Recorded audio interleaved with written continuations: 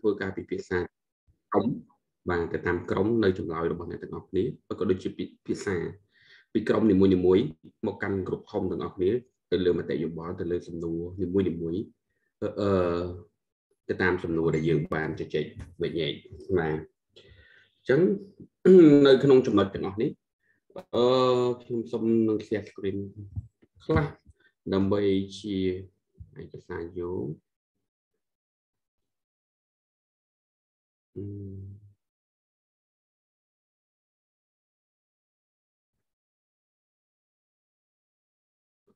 មិនក៏អត់ឃើញចឹងឆែកបន្ត show all window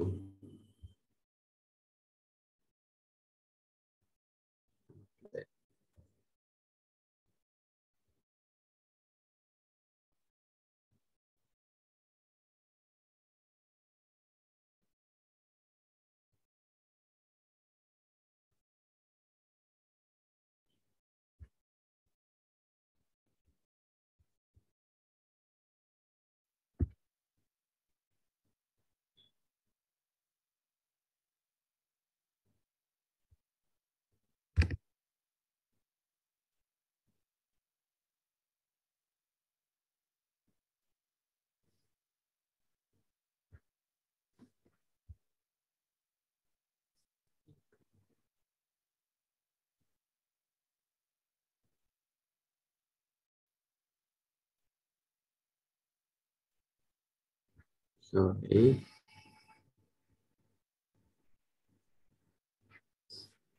បាទនៅលើ screen បាទនៅលើ screen នេះអ្នកទាំងអស់គ្នាឃើញអត់ទេបាទឃើញ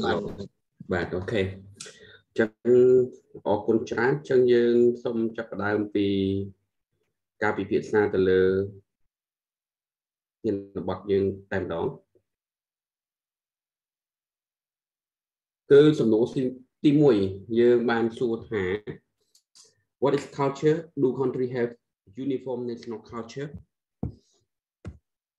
តើអ្វីទៅគឺជា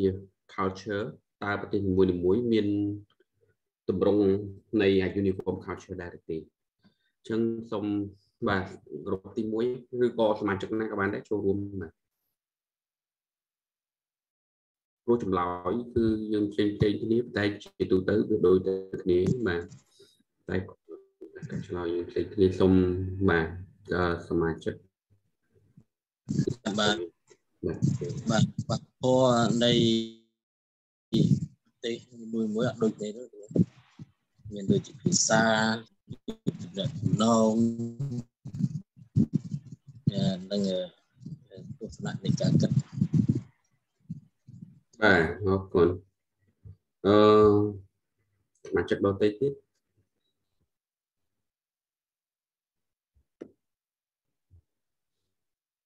Okay, there's a lot of interesting questions and answer regarding to what is culture. So some of the response, probably you have a discussion through the research from the textbook or from the internet website, but we can use it as a fundamental point for our discussion today. What is culture? In everyday conversation, people rarely distinguish between cultural and social terms, but these two terms have slightly different meaning, and these differences are important to sociologists. As you know already, regarding to OB, organizational behavior, is the science that integrates sociology, psychology, and as well as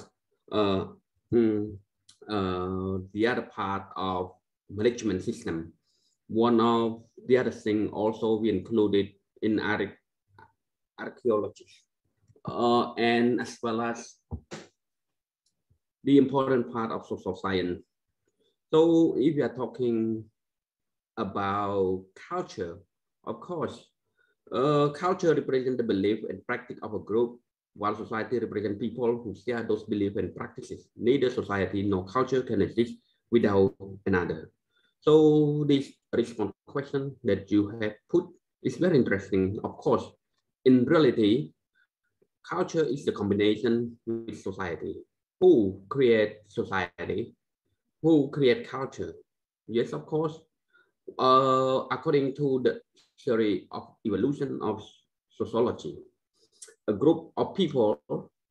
example, people living in the forest. If you are living alone, probably you are like a different humankind, or probably you are a kind of animal. If you combine all together in a group to set up your identity, a group of form, probably you create a community. Then if you create,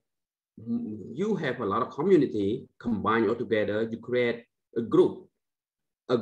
small group coming to community, and you have some of your community. And if you have community, you create, it become bigger, or probably you would like to create a, an ethnic group of people, some people, and then probably you come to create a nation, a country, or probably, and you have different culture. So when we are talking about culture and society, of course, it is a mix. It is a combined one that we cannot separate it between each other. Culture is a way of life that involves custom, belief, attitude, art, and social organization of a particular group in a country. So culture is shared value, norm, tradition, custom, story, belief, or group of people. So regarding to this question, also you mentioned on the very important main point. Culture is a shared value. So when we are individual coming together to believe something or to share value for something that we call it, example, Cambodian, Khmer, we call ourselves Khmer. So we share our value to the term Khmer. So what is the norm in the Khmer society? And what are the tradition, custom, history, and belief of a group of the Khmer people? So we call it the part of the Khmer culture. So different country, different region, different area have their own culture, or probably in our Cambodian context, we have people living in the mountainous area that we call Kui Samriang, the ethnic group Kui Siang Samrai, and the other Cham minority, Khmer Muslim minority, as well as the other Khmer Vietnamese minority example, citizen living in under the Cambodian norm, Cambodia, as well as to share the value of the Cambodia motto, nation religion thing. Of course, nation religion thing is one of the most important things, but we provide them the other point of freedom. Example, the custom, the belief they can believe, or they can believe in Buddhism, or probably Mahism for the Chinese or for the Vietnamese community, as well as for the community like Khmer, they can have their own belief. They pray to Allah, probably regarding to the Quran, and the Christian community, they pray to just probably the three brand of in Christianity. So probably they have their own tradition of a group of people. However, they share the same norm, the value of a society that people want to live in dignity, integrity, and prosperity. We want to find happiness. So culture has a multiple aspect that I mentioned here, also possible different dimensions. So cultural factor include geography, the area where we live, where we work,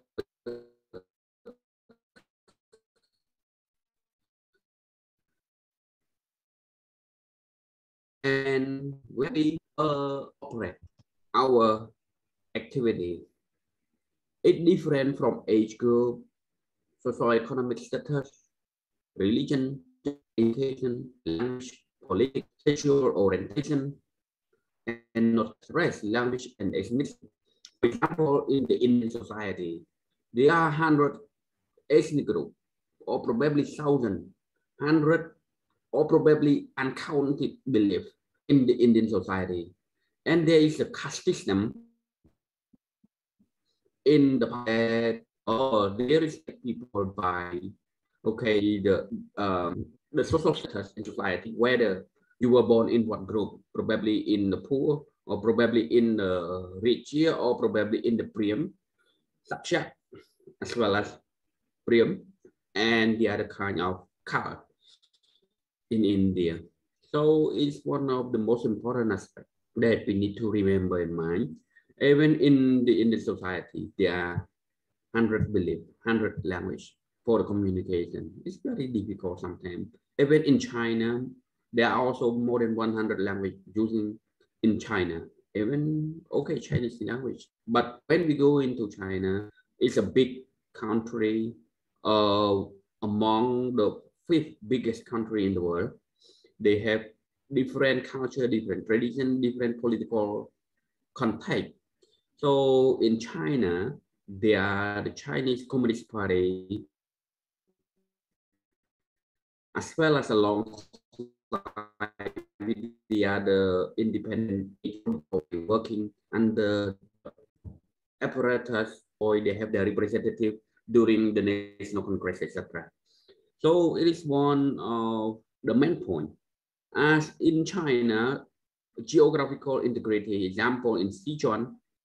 that you have heard is about the Muslim minority, as well as the old city of China before Chang'an also consists of most of the Muslim minority. So it is the chain of aspect. And there is Inner Mongolia in China. It's a part of Mongolia, but they are Chinese right now. And they are living under the integrity of China, under the Chinese law. Even they call it in Inner Mongolia. And the other part, like Hong Kong, they have different political status that people can vote in the electrical electoral commission, electoral committee in their aspect. They have their representative in the district, local district in Hong Kong, different from the Chinese system, but they are under the China one policy, and they are part of China, but they have different aspect of the way of implementing law, the way of doing business, and the way of living in the Hong Kong society. As well as if we are looking back at Macau, it's under Portuguese, it is one of the other aspects. They more likely enjoy the Western world, the Western concept, because they were under the Portuguese and they live their economy are characterized by the foreign dominance, especially in the empire of the gambling casino world in Macau, that they control most of the gambling business around the world. So one of the other parts that we need to consider is about languages. Example today, before if we are looking back at the history of the colonial world, like the British, there's a right, they can call it a Commonwealth country. And of course, the British consists of a lot of countries in the 17th, 18th century. They occupied most of the territory of the world. And in the 19th century, the world dominant or the world superpower was Britain. They the colonial of USA, the United States of America. They control most of country in Asia, in Europe, in Africa, and every continent of the world. So that's why they bring their culture, their tradition, especially language, to the society. So the United States speak English,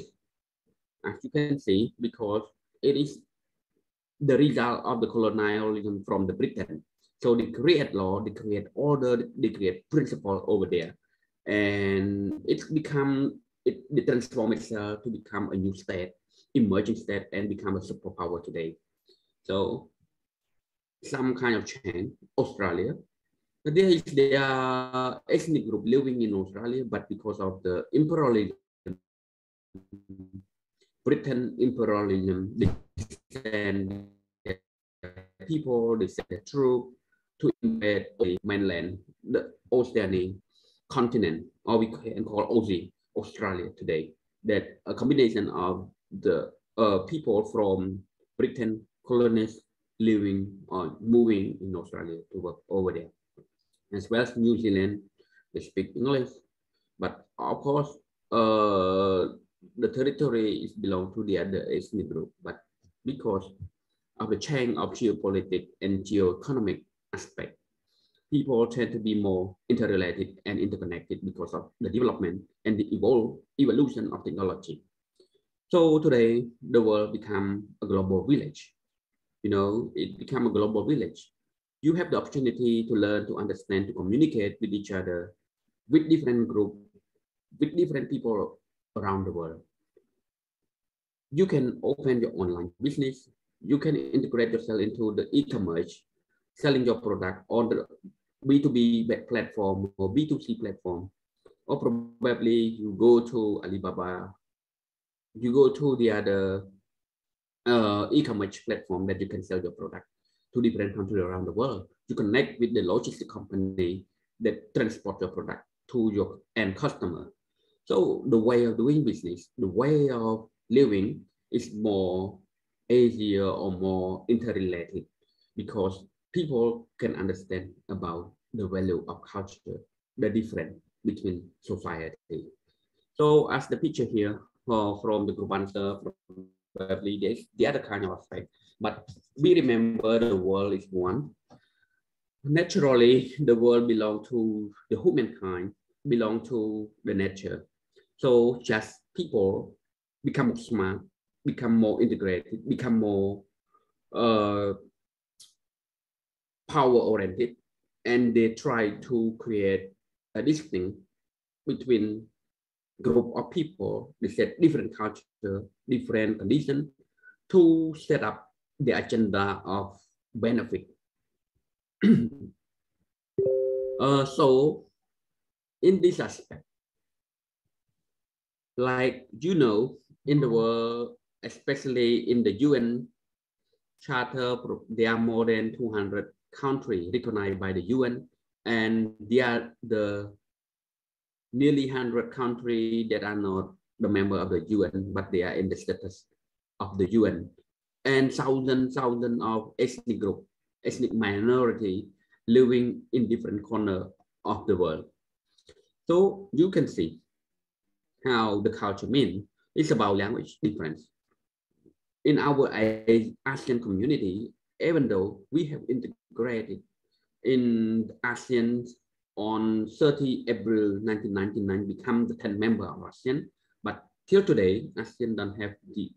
really common official language of ASEAN country because we have different culture, different language. We communicate in a different way. Thai speak Thailand, Thai people speak Thai, Khmer people speak Khmer, Vietnamese people speak Vietnamese, Indonesia, they speak Bahasa, probably their language, Malay. So it is a different context. Just language is a barrier of communication, how to integrate culture. Yes, of course, communication is one of the aspects of culture contribution, courtesy, ritual, role, custom, relationship, practice, expected behavior, value, thought, manner of interacting, or we will hear later on regarding to emotion and mood, as well as the perception, etc., that we can understand more what is related. So I do hope you have discussed very well among your team during the last week. In the afternoon session, you have provided me some interesting answer, especially regarding to the main point of your research. So probably in short, there's a lot of interesting questions from group number 3, group number 4, as well as the other group. So when we are talking, do countries have uniform national culture? As the picture show already, is different. But for the explanation here, we can hear there aren't any uniform culture even within one nation, because within the nation there are also small community group who share different culture. Okay. The different ethnic group within the nation lead to different culture because each ethnic group has their own belief and custom which are different to the other ethnic group. So in this aspect, in this respect, I want to provide you a lecture in English as well as in Khmer a little bit regarding to that point because it's more convenient, more easy that you can learn and understand the language during your educational journey too. If you have any question, you can ask me. I will try to explain it more regarding to the Khmer, our communication in Khmer language. It's okay if I explain you in English or you prefer more in Khmer.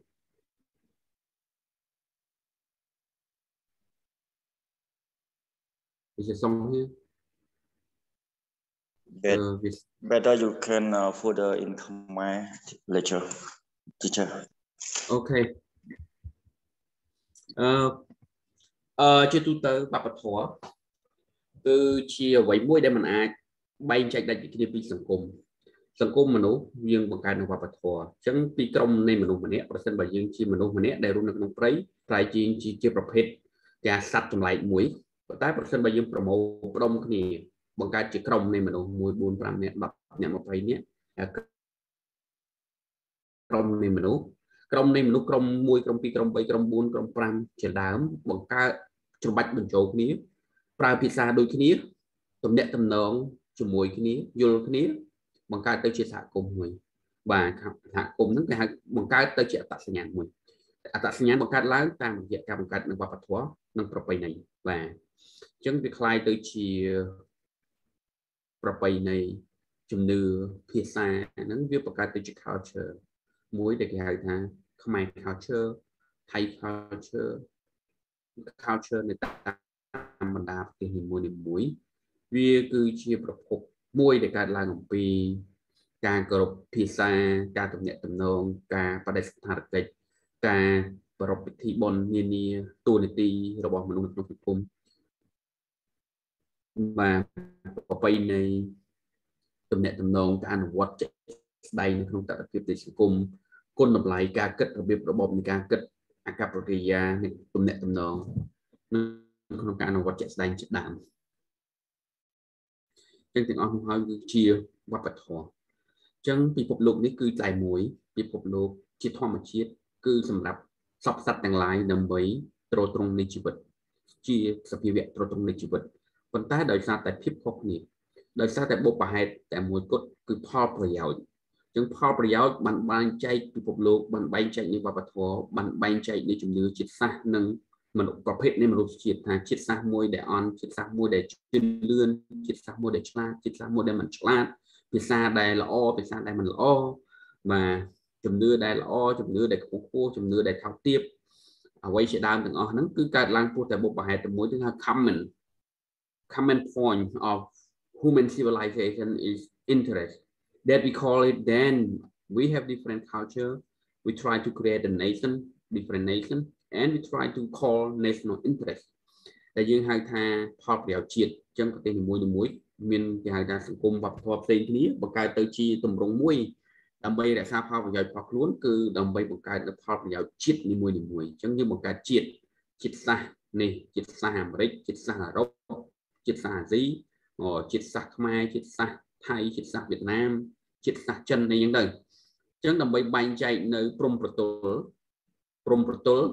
ដែលមាននៅការបែងចែកនៅជាតិសាសន៍ជនជាតិខ្មែរភាសាខ្មែរបាទលក្ខណៈជាដើមដូចដែលបានបញ្យល់មកហើយហ្នឹងអញ្ចឹងមនុស្សធ្វើការទំនាក់ទំនងគ្នាកំណត់នៅរបៀបរបបក្នុងការទំនាក់ទំនងនៅក្នុងសង្គមដើម្បីកំណត់អំពីធនធានរបស់មនុស្សបាននៅក្នុងសង្គមខ្មែរយើងគឺមានធនធានផ្ទៃដី 181,055 គីឡូម៉ែត្រការ៉េហ្នឹងគេហៅថា geography land area ព្រំដែនរបស់យើងប៉ុណ្ណឹងសមុទ្រមានផ្ទៃដីប្រមាណគីឡូម៉ែត្រប្រមាណ1000គីឡូម៉ែត្រការ៉េមានកោះចំនួនប៉ុន្មានជាកម្មសិទ្ធិរបស់ខ្លួនមានប្រជាពលរដ្ឋចំនួនប៉ុន្មាននៅក្នុងការគ្រប់គ្រងរបស់ខ្លួននឹងយើងបង្កើតទៅជាគេហៅថាអីគេភាពនៃរដ្ឋមួយ ហើយរដ្ឋហ្នឹងគឺឥឡូវហ្នឹងគេហៅថាមាន UN Organization ដើម្បីទទួលស្គាល់ប្រជាធិបតេយ្យភាពបូរណភាពទឹកដីដើម្បីបញ្ជៀសនៅការលាបត្របាក់នៃប្រទេសធំទៅការលាបត្របាក់នៃប្រទេសតូចវាយយកប្រទេសតូចបរិដែនដីដោយការពិនិត្យការដែលបង្កើតនៅសង្គ្រាមអត់ជប់ឈរគ្មានពេលវេលាត្រាក់ស្រានដែលពិភពលោកនាពេលបច្ចុប្បន្ននេះគឺជាពិភពលោកដែលមានសន្តិភាពមានវិបុលភាពជាងពេលណាទាំងអស់នៅក្នុងយុគសម័យនៃពិភពលោកបច្ចុប្បន្ន 2000 ឆ្នាំនេះគឺពិភពលោកបានកើតឡើងដោយសង្គ្រាមនិងសន្តិភាពដែលវិលចុះវិលឡើងជាវត្តៈនៃសង្គមមនុស្សអញ្ចឹងរបៀបរបបទាំងអស់នោះបង្កើតទៅជាវប្បធម៌ប្រពៃណីផ្សេងៗគ្នាឧទាហរណ៍នៅក្នុងយុគសម័យនៃចក្រភពអូតូម៉ង់ដែលប្រទេសទូគីជាម្ចាស់ប្រទេសជាម្ចាស់ចក្រភពអូតូម៉ង់កាលពីអតីតកាលអូតូម៉ង់បានវាយលាតសន្ធឹងដែនដីរបស់ខ្លួនចូលមករហូតដល់ប្រទេសឥណ្ឌារហូតដល់វាយរហូតដល់តំបន់ផ្សេងៗទៀតនៅតាមសមុទ្រមេឌីទែរ៉ាណេនៅក្នុងទ្វីបអឺរ៉ុបបាទអញ្ចឹងខ្លាយជាចក្រភពដ៏ធំមួយហើយឧទាហរណ៍ដូចជាទូគីបានទៅវាយនៅប្រទេសក្រិកហើយបានយកឈ្នះក្រុងអាតែននៅក្នុងដំណាក់កាលនោះហើយក្រុងអាតែនគឺជាក្រុងនៃទស្សនវិជ្ជាប៉ុន្តែក្រុងគេហៅអង្ការ៉ាហើយថាទូគីឬក៏ចក្រភពអូតូម៉ង់ហ្នឹងដែលមានរដ្ឋាភិបាលខ្លាំងបានយកឈ្នះទៅលើក្រុងអាតែនហើយបានជំរុញនៅក្រុងអាថែនហ្នឹងគឺមិនអាចផ្លាស់ប្ដូរភាសាបានទេអញ្ចឹងប៉ុន្តែការផ្លាស់ប្ដូរនៅវប្បធម៌ custom បាទបង្កើតជា culture នៅក្នុងក្រិចមួយដែលមានពីរគឺក្រិចដែលកាន់មូស្លីមនិងក្រិចដែលកាន់សាសនាគ្រិស្តរហូតដល់បច្ចុប្បន្ននេះនៅក្នុងប្រទេសCyprusនៅក្នុងប្រទេសCyprusហ្នឹងក៏វាបែងចែកជាពីរដែរគឺរវាងក្រិចហើយនិងរវាងទូគីដែលចំនួនមិនទាន់ត្រូវបានដោះស្រាយគឺដោយសារតែបុព្វហេតុដូចដែលបានលើកខាងលើអញ្ចឹងបរិបទមួយព្រោះតែមូលហេតុអីបានជា culture នឹងវាកើតឡើងអញ្ចឹងដូចសំណួរទី2តើវាប្រទេសនីមួយៗវាមានអា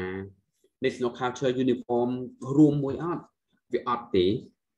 គឺដោយសារដូចខ្ញុំបញ្យល់មិញអញ្ចឹងគឺដោយសារតែសហគមន៍នៃក្រុមមនុស្សនីមួយៗហើយនៅពេលដែល race ជាតិសាសន៍ណាមួយដែលមានអំណាចធំជាងគេនឹង dominant ទៅលើជាតិសាសន៍នោះហើយបង្កើតទៅជាជាតិសហគមន៍នោះបង្កើតទៅជាជាតិសាសន៍មួយឧទាហរណ៍នៅក្នុងសង្គមប្រទេសណាក៏ដោយគឺសុទ្ធតែមានកុលសម្ព័ន្ធជនជាតិភាគតិចជនជាតិដើមភាគតិចដែលរស់នៅដូចជានៅកម្ពុជារបស់យើងដែលមានប្រវត្តិសាស្ត្ររាប់ពាន់ឆ្នាំក៏យើងជនជាតិដើមមួយជាងសម្រាប់តែរស់នៅតំបន់ទាំងអស់គាត់មាននៅអ្វីគាត់មានវប្បធម៌ប្រពៃណីការគោរពបូជាចំពោះដូនតារបស់គេរៀងៗខ្លួនតែពួកគាត់ជានរណាពួកគាត់ជាពលរដ្ឋខ្មែរបាទពួកពលរដ្ឋខ្មែរភាគតិចដែលរស់នៅក្នុងតំបន់កុលសម្ព័ន្ធរស់នៅតាមរក្សាប្រពៃណីបែបបុរាណរបស់ខ្លួនអញ្ចឹងវាប្រកាសជាមិនដូចគ្នាទេសំណួរទី2 How would you describe your own country value on the 4 dimensions of culture? So probably I would like to hear from group number 3 and group number 4 regarding the question number 2 បាទអញ្ចឹងឃើញក្រុមទី3ក្រុមទី4មានឆ្លើយបានល្អនៅលើចំណុចហ្នឹងបាទហើយក្រុមទី3ក្រុមទី4ជួយឆ្លើយតិចមក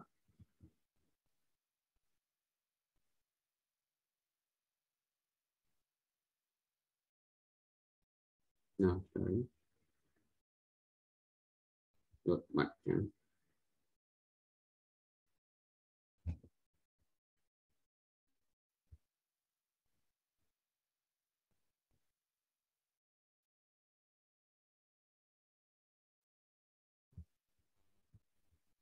ក្រុមទី7សមាជិក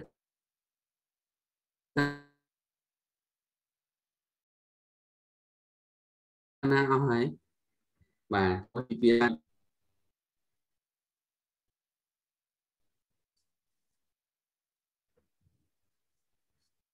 បាទលោក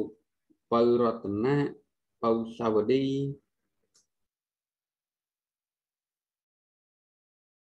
ឬក៏ភពសម្បត្តិក៏បានអ្នកគុំមុនលីក៏បានពាក់ព័ន្ធសំណួរទី3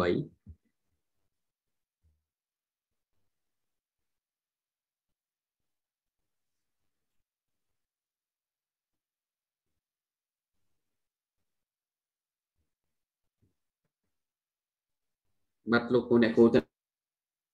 nào hỏi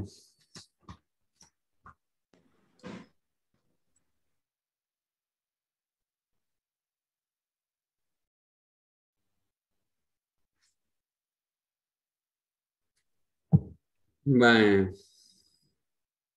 rồi bị chơi chùm nuôi nên chỗ bò ấy rất nát nhưng từ rất nát bạn tự miên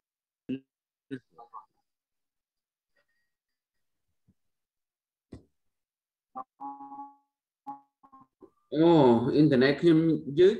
ឬមួយក៏ internet ផងលោករតនៈយឺតស្ដាប់អត់បាន internet រតនៈយឺតគ្រូ បាទ internet គ្រូ flash បាទបាទ ហើយ បានលោករតនៈអត់ទេស្ដាប់អត់ ខ្ញុំ បានទេហ្នឹង សូវ ហើ មាន យ សេវា បាទអត់អីបាទអញ្ចឹងសាវឌី Yeah, Professor. បាទហ្នឹងហើយពាក់ព័ន្ធសំណួរទី3យើងឆ្លើយមិនដែរ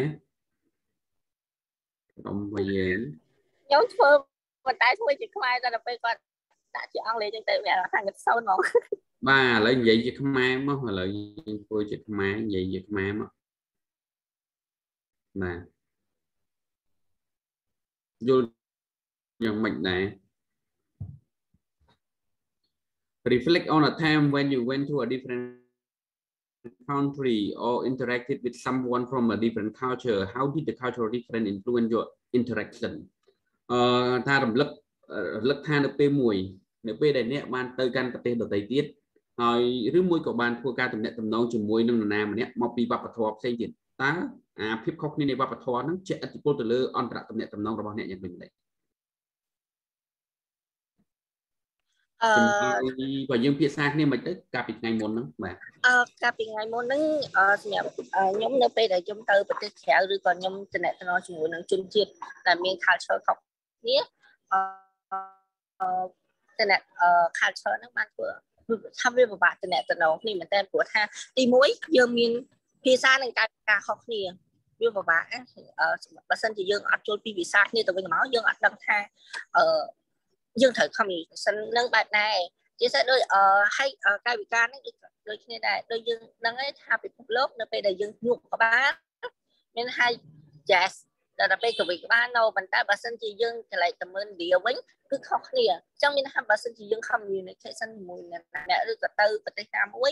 យើងត្រូវតែយល់ច្បាស់ពីភាសានិងកាយវិការរបស់គាត់ដើម្បីជៀសវាងការយល់ច្រឡំអីចឹងទៅមួយទៀតចំណៃតែថាយើងពិបាកបំផុតហ្នឹងគឺចំណៃហាអាយ៉ាប័តនិងសារភាពរស់នៅព្រោះប្រទេសមួយមានចំណៃហាអាកាសធាតុនិងបរិបត្តិរស់នៅខុសៗគ្នាអញ្ចឹងគាត់ត្រូវតែសម្របខ្លួនហើយត្រូវរៀនអ្វីដែលថាអូខេអ្នកឯងត្រូវដូចយើងនិយាយថាចាមគាត់ហូបសាច់ជ្រូកអញ្ចឹងនៅពេលដែលយើងត្រូវ communication ជាមួយគាត់យើងត្រូវតែថាយើងហូបបានគាត់យើងគួរតែកុំប្រកាន់គាត់តែថាបើសិនជាគាត់អត់ហូបសាច់ជ្រូកហូបអីចឹងទៅយើងត្រូវយកពីគាត់ចឹងទៅថាជាពិសេសនៅពេលដែលសម្រាប់ឧទាហរណ៍ដូចខ្ញុំជាខ្មែរហ្នឹងខ្ញុំចង់ទៅលេងទៅនៅទៅលេងសហរដ្ឋអាមេរិកឬក៏ប្រទេសណាមួយចឹងអ្វីដែលសំខាន់គឺច្បាប់និងគោលនយោបាយយើងត្រូវតែយល់ពីកន្លែងហ្នឹងដើម្បីថាកុំឲ្យមានការទុកឧបដំណើរអីចឹងទូហើយមួយទៀតហ្នឹងបច្ចេកវិទ្យាបើសិនជាយើងចាក់ការទូទាដែលពេលបាន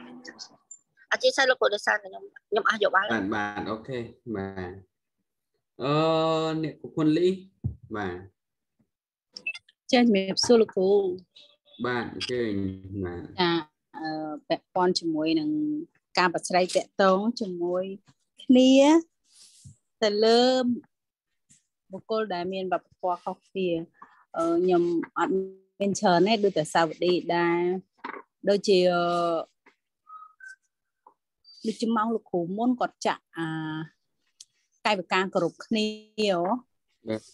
ចាដូចជាលោកដៃបងសួរទៅប្រទេសណាទេគេម្នាក់ហ្នឹងគេគិតថាអូអ្នកឯងចង់សម្លាប់ខ្ញុំអាភាសាកាយវិការបែបហ្នឹងវាយល់នៅក្នុងន័យផ្សេងអញ្ចឹងអាវប្បធម៌ ដូចជានៅកន្លែងធ្វើការខ្ញុំមួយយើងញ៉ាំអាហារជាទូទៅគឺដូចគ្នាទាំងពួកហ្វីលីពីនទាំងខ្មែរយើងញ៉ាំអាហារដូចគ្នាញ៉ាំបាយញ៉ាំស្លញ៉ាំហូបអីដូចគ្នាហ្នឹងប៉ុន្តែមានបរទេសមួយគឺគាត់អត់ញ៉ាំសាច់តែម្ដងអញ្ចឹងនៅពេលកម្មវិធីម្ដងអ្នករៀបចំគឺមានការពិបាកចំពោះគាត់នៅម្នាក់ហ្មងទៅជារៀបចំម្ហូបពិសេសសម្រាប់គាត់គឺដូចសាឡាត់អញ្ចឹងអត់មានសាច់នៅក្នុងហ្នឹងអញ្ចឹងវាទៅជាម្នាក់ហ្នឹងអូយដូចជាខុសគេខុសឯងតែឯងអញ្ចឹងទៅតែពិតអាហ្នឹងគឺជាទំនៀមទម្លាប់វប្បធម៌របស់គាត់អត់ញ៉ាំសាច់ទេហើយយើងចេះតែសួរគាត់ថាហេតុអីអ្នកឯងមិនញ៉ាំសាច់អញ្ចឹងសាច់វាជួយដូចយើងបរៀនក្មេងៗអាហារ3ក្រុមវាមានអាហារផ្ដល់ធម្មពលអាហារការពារនិងអាហារសាងសង់ហ្នឹងគឺជាប្រភេទពពួកសាច់ដែលជួយឲ្យយើងនឹងរាងកាយធំធាត់មានកម្លាំងដល់ពេលយើងសួរគាត់ហេតុអីមិនញ៉ាំអាហារប្រភេទសាងសង់គឺជាពពួកសាច់ហ្នឹងអ្នកឯងមានកម្លាំងមកពីណាគាត់លើកទីចម្លើយមកឲ្យយើងវិញថាអ្នកឯងឃើញគោឃើញដំរីពួកហ្នឹងស៊ីអីជាអាហារពួកហ្នឹងគឺស៊ីតែស្មៅហើយនឹងដើមរុក្ខជាតិទេហេតុអីវាមានកម្លាំងដុតអូសឈើហូបជួយកសិករក្នុងការជួររាស់ដីសែអញ្ចឹងយើងដឹងពី culture របស់គេមួយយើងត្រូវសួរគេបើសិនជាយើងមានទំនាក់ទំនងពីប្រជាជនដែលនៅកាន់វប្បធម៌បែបនេះយើងគួរសួរគេហេតុអីបានគឺគាត់ធ្វើបែបនេះដូចជាអ៊ីស្លាមហេតុអីបានអ្នកឯងមិនញ៉ាំសាច់ជ្រូកមិនញ៉ាំសាច់ឆ្កែអីអញ្ចឹងណាអញ្ចឹងគេនឹងប្រាប់ចម្លើយឲ្យយើងដោយឲ្យយើងនឹងយល់អំពីពួកគាត់ចាខ្ញុំមានតែប៉ុណ្្នឹងឯងលោកគ្រូអរគុណច្រើនអរគុណច្រើនចំណុចទី3គឺជារឿងមានសារៈសំខាន់បំផុតជាពិសេសនៅក្នុងបរិបទប្រសិនបើយើងនិយាយអំពីអ្នកការទូតនៅក្នុងនយោបាយគេហៅថាការធ្វើទំនាក់ទំនងការទូតជាមួយបណ្ដាពិភពលោកការយល់អំពីវប្បធម៌របស់ជាតិសាសន៍នីមួយៗពីអេរិយាបថការគោរពគ្នាឬក៏ការទទួលបដិសេធកិច្ចក៏ដូចជារបបអាហារការទទួលទានឬទម្រង់នៃអចលនលក្ខណៈនៅក្នុងសង្គមរបៀប value ដែលគេប្រើហ្នឹងគឺដើម្បីធ្វើយ៉ាងណាពង្រឹងនៅទំនាក់ទំនងការទូតឲ្យកាន់តែខ្លាំងដើម្បីស្វែងរកប្រយោជន៍ទៅដល់ប្រទេសរបស់ខ្លួនក្នុងប្រទេសមហាអំណាចអញ្ចឹងគេព្យាយាមបង្កើតនៅប្រភេទនៃអាមេរិកណាគេព្យាយាមបង្កើតនៅ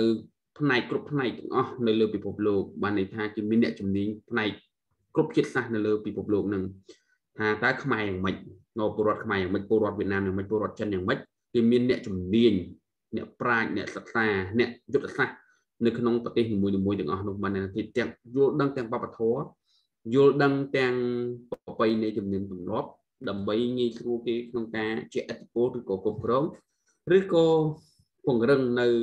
ប្រយោជន៍ការទូតណាមួយសម្រាប់ខ្លួនរបស់គេក្នុងនាមជាប្រទេសដូចជា Ford, General Motors, Hyundai, Toyota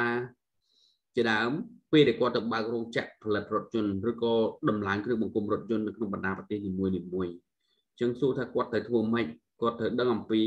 គេហៅថាទីផ្សារ geography នៅក្នុងបណ្ដាប្រទេសដែលគាត់មុននឹងវិនិយោគទាំងអស់ហ្នឹងគាត់ត្រូវដឹងអំពីភូមិសាស្ត្រតើមានភូមិសាស្ត្រយ៉ាងដូចម្ដេចតើមានកម្លាំងធនធានមនុស្សដើម្បីធ្វើការងារដែរទេតើនៅក្នុងសង្គមនោះ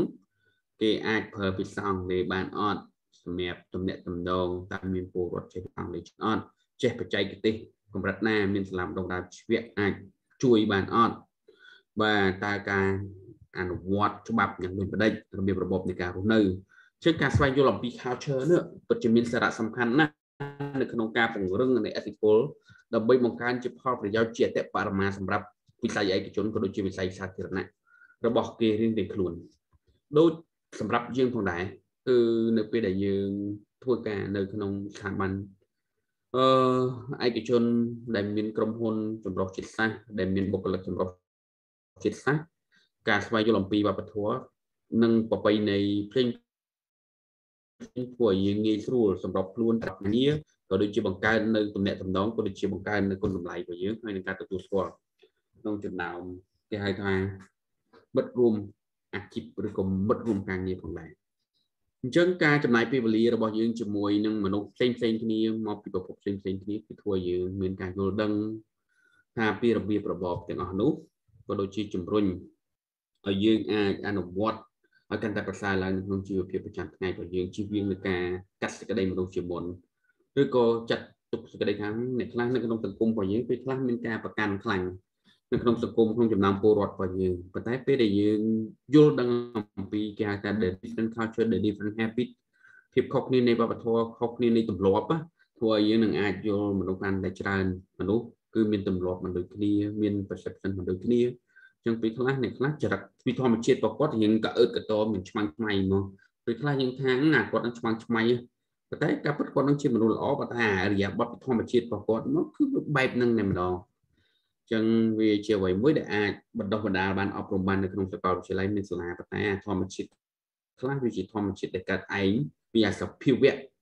នៃគេហៅថា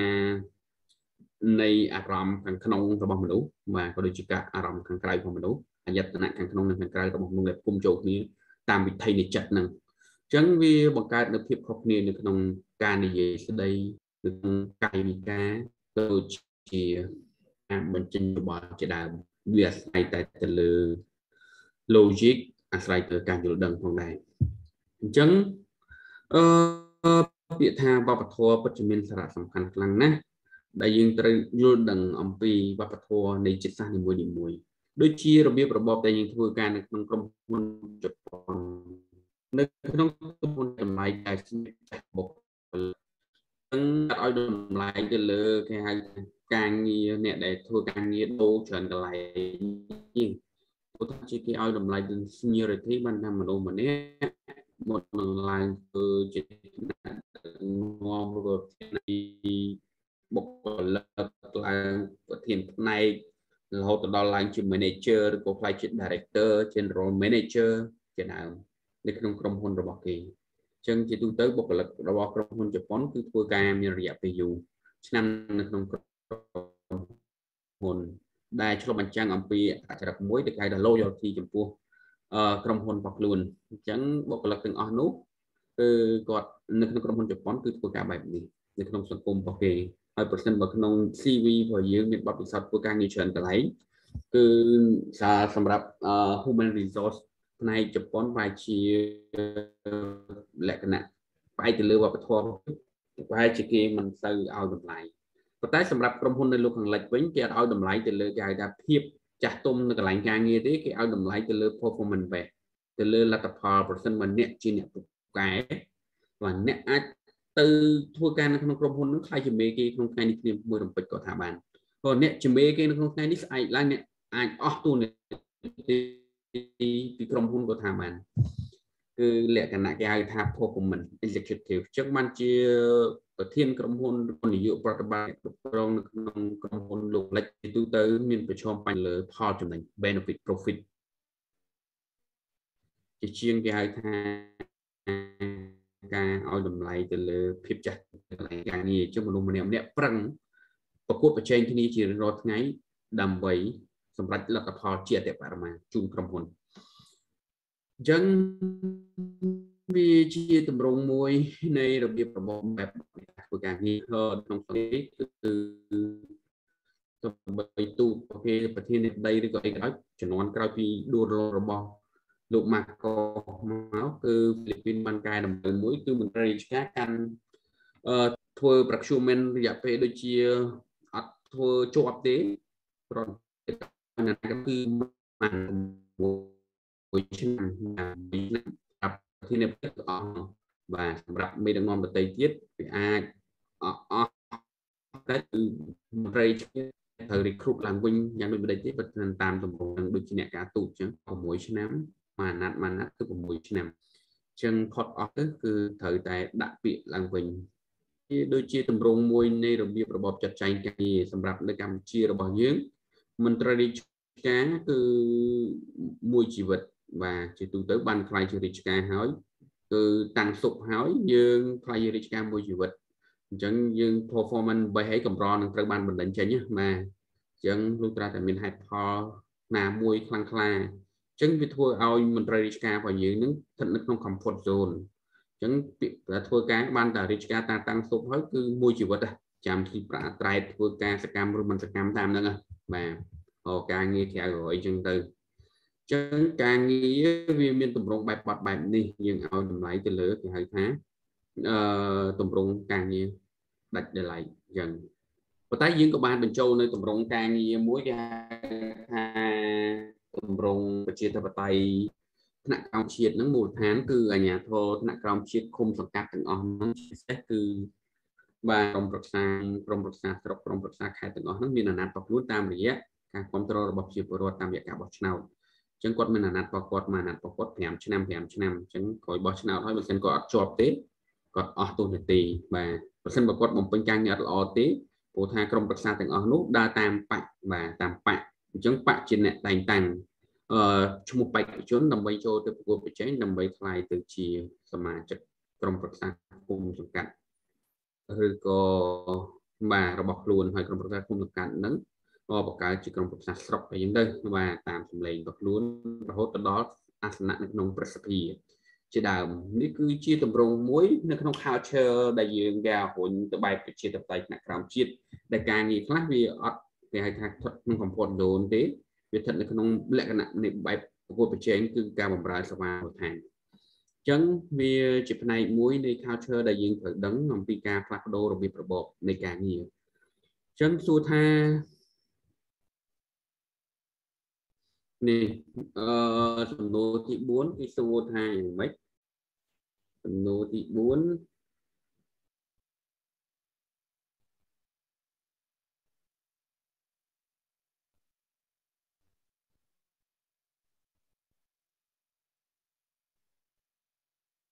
បាទ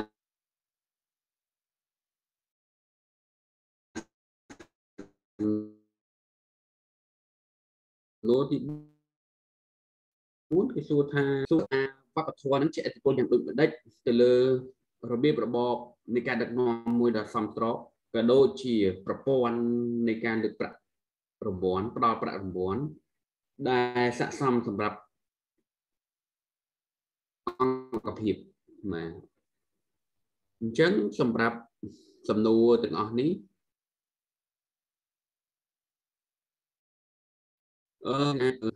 បាទខ្ញុំ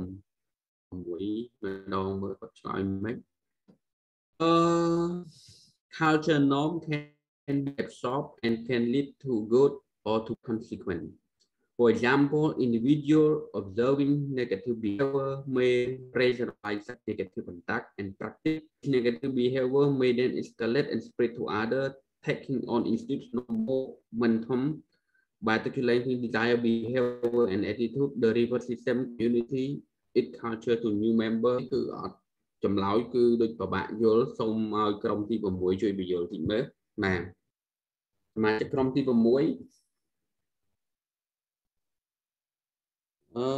សុយរាស៊ីសុកសំអល់សួនសុកលីសឿងវែងក្រុមទី6មានសមាជិកសូមជួយឆ្លើយសំណួរទី4តិចមកបាទ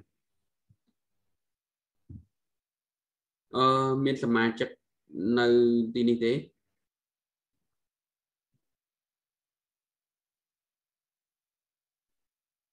សុយរាសី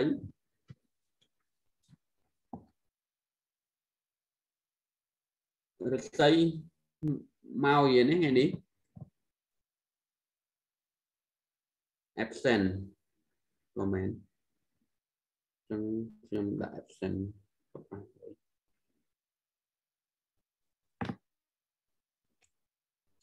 ចម្លើយខុសត្រូវអត់បញ្ហាទេបាទសំខាន់គឺការចូលរួមដើម្បីជាមតិជាគំនិតទស្សនៈហើយដើម្បីបំពេញសុយរិស័យនេះតារិស័យបើ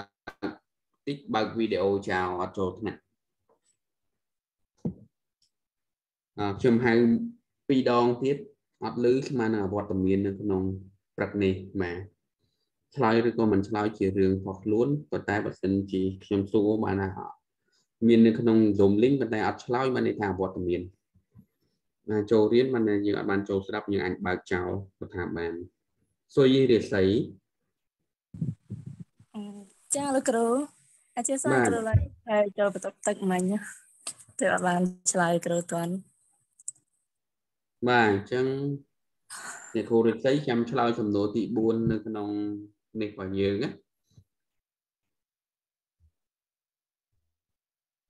បាទនៅក្នុងក្រុមការងាររបស់យើងអ្នកគ្រូដូចលោកសំអល់អីបានពិភាក្សាគ្នាយ៉ាង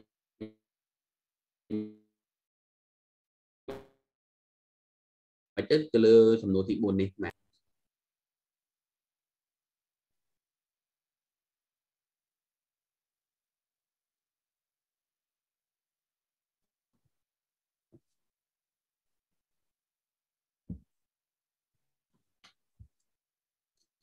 សំអល់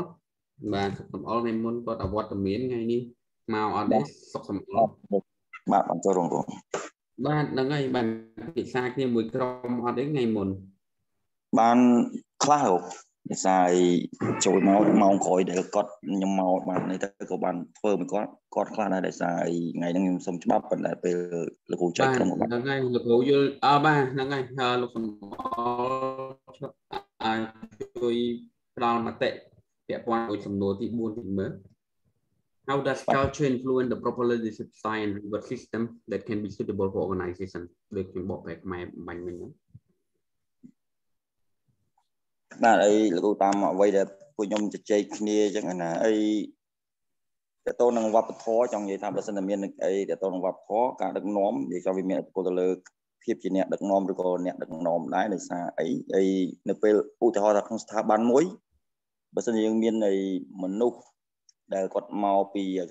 ស្ថានភាពផ្សេងគ្នាការយល់ដឹងរបស់គាត់ផ្សេងគ្នាដែរអញ្ចឹងណាអញ្ចឹងក្នុងនាមជាអ្នកដឹកនាំត្រូវការរៀនសូត្រឲ្យដឹងចង់និយាយយល់ដឹងពីបុគ្គលិកដែលនៅក្រោមបង្គាប់គាត់ឲ្យច្បាស់ដើម្បីដឹកនាំឲ្យមានសិទ្ធិភាពអញ្ចឹងណាឧបមាថាឥឡូវខ្ញុំនិយាយថាបលែងធ្វើការមួយមានជនជាតិជប៉ុនជនជាតិខ្មែរមានជនជាតិពួកខាងលោកខាងលិចអីចឹងណាអញ្ចឹងរបៀបធ្វើការខុសៗគ្នាដោយសារដូចជប៉ុនអញ្ចឹងខ្ញុំរងថ្ងៃខ្ញុំធ្វើការមួយជប៉ុនខ្ញុំឧទាហរណ៍ខ្ញុំធ្វើការមួយជប៉ុនគាត់ធ្វើការពីជនគាត់ប្រើប្រើ critical thinking ច្រើនចឹងនិយាយថាពេលគាត់ប្រើមួយលទ្ធផលគាត់មិនមែនត្រឹមតែអ្វីដែលគាត់ប្រាប់ឲ្យយើងចង់បានហ្នឹងទេយើងត្រូវយកលើសអ្វីដែលគាត់ប្រាប់យើងហ្នឹងចង់និយាយថាគាត់ប្រាប់ឲ្យទៅមើលឆ្កែកាត់កូនអញ្ចឹងបើយើងទៅមើលទាំងអស់ឆ្កែកាត់កូនយើងឆ្លើយថាឆ្កែកាត់កូនហើយអាហ្នឹងគាត់ច្បាស់ជាសួរយើងផ្សេងទៀតអញ្ចឹងណាអញ្ចឹងបើយើងអាចយល់ដឹងពីវប្បធម៌របស់គាត់អញ្ចឹងលើកក្រោយយើងដឹងថាអូខេគាត់ទៅសួរប៉ុណ្ណឹងយើងត្រូវទៅមើលអ្វីខ្លះទៅដល់កាយកាត់កូនប្រមាណឈ្មោះប្រមាណពណ៌អីអាហ្នឹងឆ្លើយម្ដងហើយអាហ្នឹងគាត់នឹងសប្បាយចិត្តនៅអ្វីដែលលទ្ធផលដែលគាត់ប្រើតែមើលឆ្កែកាត់កូនហ្នឹងអញ្ចឹងបានបងវិញគ្រូតាក់ទងនឹងវប្បធម៌ហ្នឹងអញ្ចឹងបើសិនតែការយល់ដឹងផ្សេងគ្នាហ្នឹងបើក្នុងនាមជាអ្នកដឹកនាំម្នាក់បើសិនគាត់អត់បានស្វែងយល់ពីវប្បធម៌ទេធ្វើឲ្យការដឹកនាំរបស់គាត់ហ្នឹងមិនអាចទទួលលទ្ធផលបានល្អទេអញ្ចឹងណាអញ្ចឹងដើម្បីឲ្យឆ្លើយតបទៅហ្នឹងគាត់ត្រូវការរៀនសូត្រពីវប្បធម៌មួយទៅលើបុគ្គលិកដែលគាត់បានជ្រើសរើសហ្នឹងហើយដើម្បីសម្របភាពដឹកនាំរបស់គាត់ទៅតាមស្ថានភាពជាក់ស្ដែងរបស់ក្រុមការងារគាត់ហ្នឹងដើម្បីទទួលបានលទ្ធផលល្អសម្រាប់ខ្ញុំយល់ឃើញប៉ុណ្ណឹងរួចអាចសមាជិកក្រុមយើងមានជាបន្ថែមជួយបន្ថែមផងដោយសារខ្ញុំយល់ឃើញតែប៉ុណ្ណឹងអរគុណច្រើនបាទប៉ុនលើកទឹកចិត្តបាទក្រុមបាទអញ្ចឹងបាទជាអាចលោកសុខៈបាទលោកសុខៈឬក៏មេងហៀងជួយឆ្លើយទីមើលបាទលោកគ្រូឆ្លើយសំណួរទីម៉ានលោកគ្រូទី4ហ្នឹងបាទការយល់ឃើញរបស់យើងក្រៅពីលោកសំអល់គាត់ឆ្លើយមិញហ្នឹងបាទលោកគ្រូខ្ញុំយល់ឃើញគាត់ដែរដោយសារការយើងធ្វើការជាមួយអ្នកប្រទេសផ្សេងគ្នាឬវប្បធម៌ផ្សេងគ្នាគឺការគ្រប់គ្រងនិងការគិតខុសគ្នាលោកគ្រូដូចជាខ្ញុំធ្វើការមួយចិនបើចិនធ្វើការពីច្រើនគេធ្វើការច្បាស់លាស់ហើយមកចប់ហើយខាងចិនពីច្រើនធ្វើការវប្បធម៌គេដូចជាយើងទៅញ៉ាំអាហារជុំគ្នាគឺចិនពីច្រើនគឺញ៉ាំហាងចិនហើយទិញរបស់ចិនខុសពីខ្មែរយើង châu ấy các bạn cho hàng chân các bạn hàng Nhật Bản các bạn năng là biết hàng tập nhạc tầm nóng là cô hai bên không là chả nam không krom hôn chân hiện tí muốiคือการเงินแต่จะบาล้อแต่คอร์ดตกได้ให้น้องมวยติดแต่จุ่มเนี่ยมาดองแต่เธอไม่ให้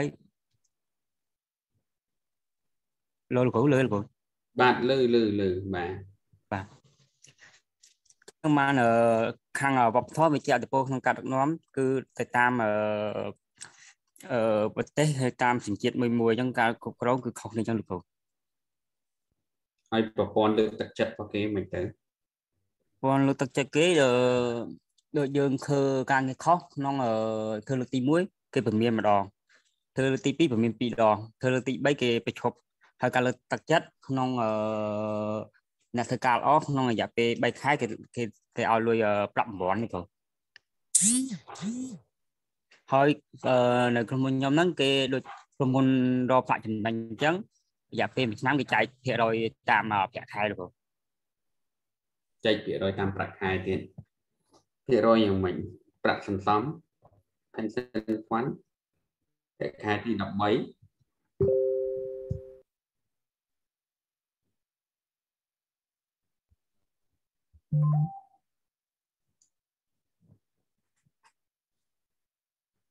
lôi lười cá cái con gì của cái bằng nhưng mà cái con mạch này còn là nhưng bằng cá anh lừa phạt hai nhưng cá anh không phạt hai không được một nhóm mà chấm cái bao pi đong của mày bao mà đo cái bao pi đong cái bao môn chơi năm mà đo là môn chung mà đo và ok អរគុណច្រើនអញ្ចឹងវាអាស្រ័យទៅលើវប្បធម៌ហ្នឹងវាអាចចែកឥទ្ធិពលទៅលើអាប្រភេទនៃភាពដឹកនាំក៏ដូចជា reward system អញ្ចឹងដោយសារតែអាវប្បធម៌ហ្នឹងវាคล้ายទៅជាប្រពៃណីទម្រង់នៃការធ្វើការកម្រិតអន្តរជាតិដូចក្រុមហ៊ុនដែលធំដូចជាធនាគារពាណិជ្ជដើមដែលគាត់ធ្វើទម្រង់ភាគហ៊ុនរបស់គាត់វាមានចម្រុះជាតិសាសន៍វាមានម្ចាស់ភាគហ៊ុនដទៃទៀតជាច្រើន ចឹងទម្រង់របស់គាត់បានយក leadership style របស់គេហៅថារបស់លោកខាងលិចយកមកប្រើនៅក្នុងប្រព័ន្ធធនាគារអញ្ចឹងដូចហើយឆ្លើយតបជាមួយនឹងវប្បធម៌ប្រពៃណីរបស់នៅក្នុងសង្គមនោះអញ្ចឹងវាការដឹកប្រភេទដឹកនាំរបស់ធនាគារវាខុសពីប្រភេទនៃការដឹកនាំរបស់ក្រុមហ៊ុនដទៃទៀតអញ្ចឹងនៅក្នុងវិស័យធនាគារជារួមមកភាគច្រើនធនាគារនៅក្នុងស្រុករបស់យើងមានណាគេធ្វើការធនាគារអត់ទេនៅក្នុងក្រុមរបស់យើង បាទធនាគារគេមានប្រាក់គោលគេមានទំហំនៃរបៀបរបស់ប្រាក់រង្វាន់បាទអញ្ចឹងខាងណាមកជើញឆ្លើយតិចមកប្រាក់រង្វាន់របស់គេមានចូលឆ្នាំចិនចូលឆ្នាំសកលចូលឆ្នាំខ្មែរប្រជុំបិណ្ឌ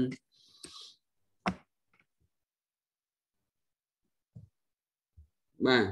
តាណាបាត់ហើយធ្លាប់នឹងស្ងាត់បាត់ទៅ Hello បាទជួយសួរបាទចេញបាទ ខ្ញុំធ្លាប់ធ្វើទនាគារលោកបាទ បាទហ្នឹងហើយ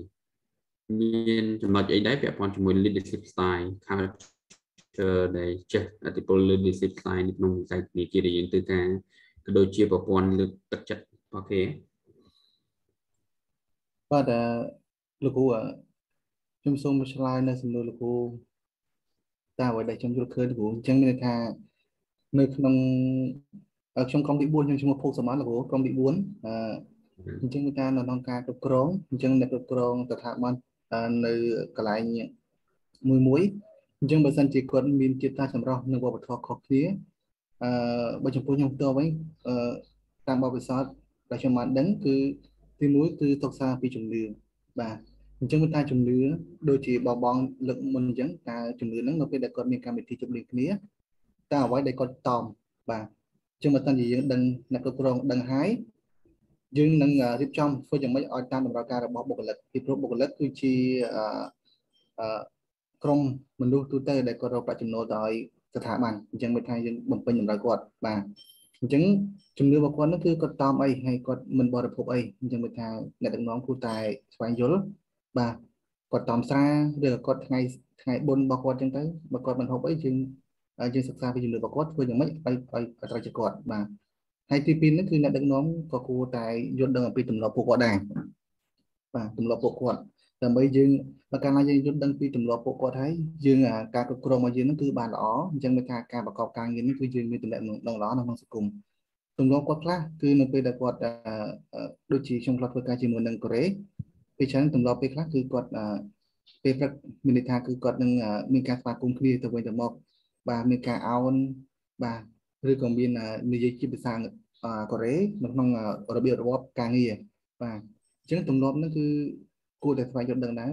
ដោយសារតែមនុស្សម្នាក់បើកាលណាមានវប្បធម៌ខុសគ្នាគឺទម្លាប់គឺមានការខុសគ្នាពេលខ្លះយើងទម្លាប់យើងគឺថ្ងៃទម្លាប់របស់យើងគឺធ្វើការយើងអាចទុកបង្ហាញនឹងថ្ងៃស្អែកទៀតប៉ុន្តែបើកាលណាពួកគាត់ខ្លះគាត់មានទម្លាប់ល្អនៅពេលដែលគាត់ធ្វើការហើយគឺគាត់អត់ទុកថ្ងៃស្អែកទេគាត់ធ្វើមិន clear ការងារហ្នឹងគឺឲ្យរួចរាល់នៅក្នុងថ្ងៃតែម្ដងដើម្បីថ្ងៃស្អែកដើម្បីត្រៀមនឹងការងារថ្មីមកដល់ទៀតបើមិនជាទម្លាប់វប្បធម៌ខ្លះនៅពេលដែលទម្លាប់យើងរៀងខ្ជិលឬរៀងមិនឧស្សាហ៍អញ្ចឹងយើងអាចទុកស្អែកយើងស្អែកនេះគឺមានការងារនេះគឺកបន្តទៀតយើងធ្វើយើងពិបាកទៅវិញបាទទី3នេះគឺខ្ញុំសូមលើកឡើងពីភូមិសាស្ត្រដោយលោកគ្រូបានលើកឡើងមិនដែរភូមិសាស្ត្រអញ្ចឹងវាថាភូមិសាស្ត្របើសិនជាយើងទៅប្រទេសគេបាទបុគ្គលិកឬក៏យើងមានដំណើរកំសាន្តណាមួយដើម្បីលើកទឹកចិត្តបុគ្គលិកអញ្ចឹងវាថាយើងសិក្សាពីភូមិសាស្ត្ររបស់គាត់តើភូមិសាស្ត្ររបស់គាត់នោះគឺចឹងមិនដែរគឺមានសុខភាពឬថេរភាពអត់នៅពេលដែលយើងទុករបស់របរចោលហើយពីប្រតិកម្មជាយើងមកថ្ងៃ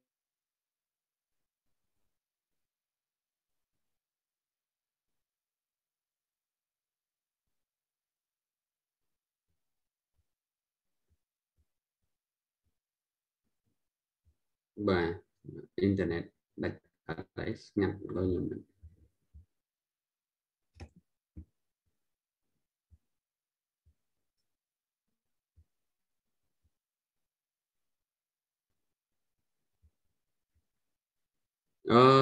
អ្នកឆ្លើយដាច់អ៊ីនធឺណិតបាទអីក៏ខ្ញុំមិនបាន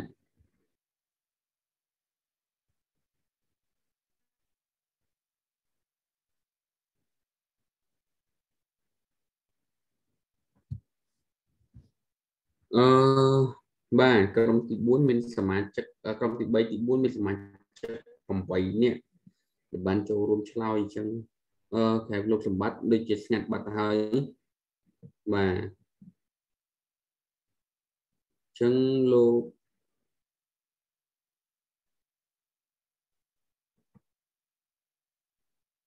រតនាផនទាសុផុនបាទលោកគ្រូបាទនេះជាចម្លើយរបស់យើងក្រុមទី3ទី4ចូលគ្នានឹងបាទអញ្ចឹងមានបន្ថែមទេបាទសំណួរទី4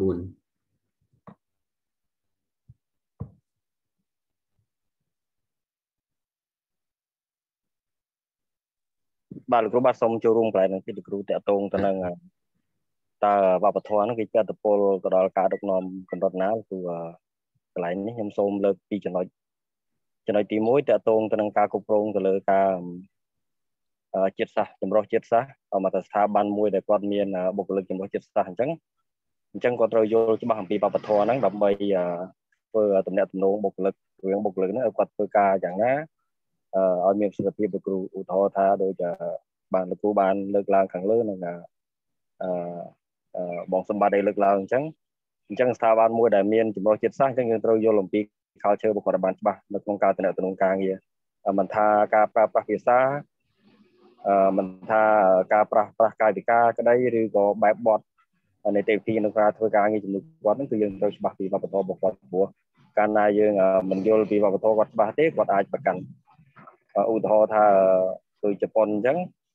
ការគោរពរបស់គាត់អញ្ចឹងគឺយើងងក់ក្បាលអញ្ចឹងទៅសម្រាប់ខ្មែរយើងសំពះអញ្ចឹងគឺឧទាហរណ៍អញ្ចឹងបាទ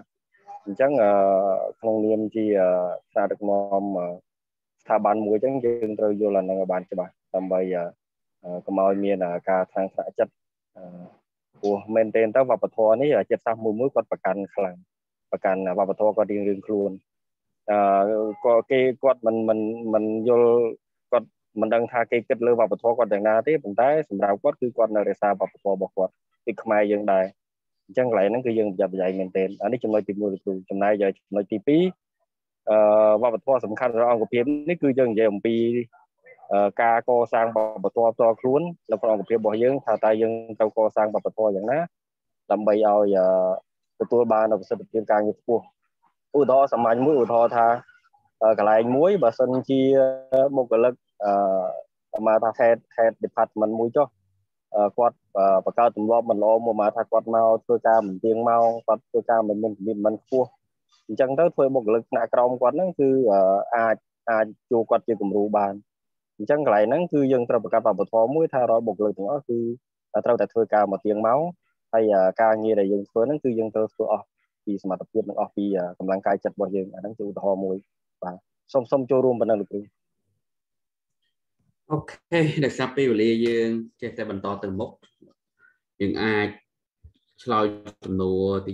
4ដោយត្រង់ថាអញ្ចឹងនៅក្នុងក្រុមហ៊ុននីមួយនោះជាក្រុមហ៊ុនដើម Toyota ទោះបីជាវាត្រូវបានបង្កើតនៅប្រទេសជប៉ុនដំបូងក៏ដោយក្រុមហ៊ុនជប៉ុនអញ្ចឹង leadership style របស់ជប៉ុនប៉ុន្តែដោយសារតែកត្តាវប្បធម៌នៅទីកន្លែងដែលក្រុមហ៊ុនជប៉ុនហ្នឹងទៅបើកក្រុមហ៊ុន Toyota ទៅបើកប្រតិបត្តិការអញ្ចឹងនៅក្នុងតំបន់អាមេរិកឡាទីនគាត់ត្រូវតែប្រើ leadership style របស់គាត់ជាគោលការណ៍គឺជាទម្រង់ក្រុមហ៊ុនរបស់ជប៉ុនហើយប៉ុន្តែនៅក្នុងគេហៅថាតំបន់ការគ្រប់គ្រង style គ្រប់គ្រងតំបន់គាត់ត្រូវតែប្រែការគ្រប់គ្រងរបស់គាត់ហ្នឹងឆ្លើយតបជាមួយនឹងវប្បធម៌ប្រពៃណីនៅតំបន់ដែលគាត់បើករោងចក្រក្រុមហ៊ុននោះឆ្លើយតបជាទម្រង់ច្បាប់ឬក៏អ្វីមួយដើម្បីធានាថាក្រុមហ៊ុនរបស់គាត់ទទួលជោគជ័យនៅក្នុងការគ្រប់គ្រងធនធានមនុស្សគ្រប់គ្រងខ្សែសង្វាក់ផលិតកម្មរបស់គាត់ផលិតទាន់សភាពការហើយក្នុងតម្លៃមួយប្រកួតប្រជែងដែលគាត់អាចបង្កើននូវប្រាក់ចំណេញសម្រាប់អាជីវកម្មខ្សែអាជីវកម្មនៃក្រុមហ៊ុន Toyota អញ្ចឹងដូចជា Toyota នៅទីក្រុងភ្នំពេញនៅក្នុងទីក្រុងបាងកកឬក៏ Toyota ហ្វីលីពីនឬក៏ Toyota ឥណ្ឌូនេស៊ីនៅក្នុងតំបន់អាស៊ីរបស់យើងអញ្ចឹងគេមានទម្រង់របស់គេមួយផ្សេងៗគ្នាតាមបរិបទនៅក្នុងប្រទេសសហគមន៍ដែលកាន់ពុទ្ធសាសនាសហគមន៍ដែលកាន់អ៊ីស្លាមសាសនាអញ្ចឹងវាមានគោលការណ៍នៃការបែបបទនៃការឆ្លើយតបជាមួយនឹងបរិបទសង្គមអញ្ចឹងដូចជាក្រុមហ៊ុនជាច្រើនដូចជាបើនិយាយពីធនាគារឬក៏និយាយពីក្រុមហ៊ុនដទៃទៀតដែលមករស់ទីស្រុកខ្មែរអញ្ចឹងគឺយើងមានប្រពៃណីបើស្អីយើងធ្វើការក្រុមហ៊ុនលក្ខណៈមួយគេហៅថាខ្មែរកាត់ចិនឬក៏ក្រុមហ៊ុនចិននេះយ៉ាងទៅជាទូទៅគេផ្ដល់ប្រាក់រង្វាន់អញ្ចឹង leadership style របស់គេទម្រង់មួយreward system របស់គេហ្នឹងគេឲ្យប្រាក់ឧបត្ថម្ភនៅពេលបុណ្យចូលឆ្នាំចិននិងនៅបុណ្យចូលឆ្នាំខ្មែរក៏ដូចជាបុណ្យភ្ជុំបិណ្ឌជាដើមហើយនឹងទម្រង់វប្បធម៌បែបអឺរ៉ុបដែលមានចូលគ្នាគេហៅថាប្រាក់រង្វាន់ខែទី13នៅក្នុងចុងឆ្នាំហ្នឹងបុណ្យឆ្នាំសកលអីចឹងទៅតាម performance របស់យើងទោះបីតិចទោះបីជាច្រើនប៉ុន្តែដោយសារតែវប្បធម៌ culture របស់យើងហ្នឹងវាកើតជាទម្រង់ចឹងដែលធ្វើឲ្យក្រុមហ៊ុននីមួយៗហ្នឹងលៃលោកថវិកាដើម្បីឧបត្ថម្ភលើកទឹកចិត្តដល់បុគ្គលិកនៅថ្ងៃបុណ្យទានជាដើមអញ្ចឹងដូចថាគេអត់មានប្រាក់ឧបត្ថម្ភបុណ្យជុំបិណ្ឌដូចជាតាមក្រុមហ៊ុនសហគ្រាសនៅក្នុងស្រុកខ្មែរយើងទេចំពោះបុគ្គលិកទេនៅក្នុងបណ្ដាប្រទេសដទៃទៀតដោយសារតែបុណ្យជុំបិណ្ឌហ្នឹងធ្វើតែនៅស្រុកខ្មែរយើងអញ្ចឹងបាទអញ្ចឹងវាគឺជាទម្រង់នៃ reward system ឆ្លើយតបជាមួយនឹងបរិបទផ្សេងគ្នានៅក្នុងសង្គមអញ្ចឹងវា culture ហ្នឹងវាក៏ឆេងគេហៅថាឆេងអីគេផ្លាស់ប្ដូរអីគេគឺទម្រង់នៃការផ្ដល់ប្រាក់រង្វាន់ផងដែរក៏ដូចជាផ្លាស់ប្ដូរនៅក្នុងទម្រង់នៃការគ្រប់គ្រងក្នុងការគ្រប់គ្រងបាទបុគ្គលិក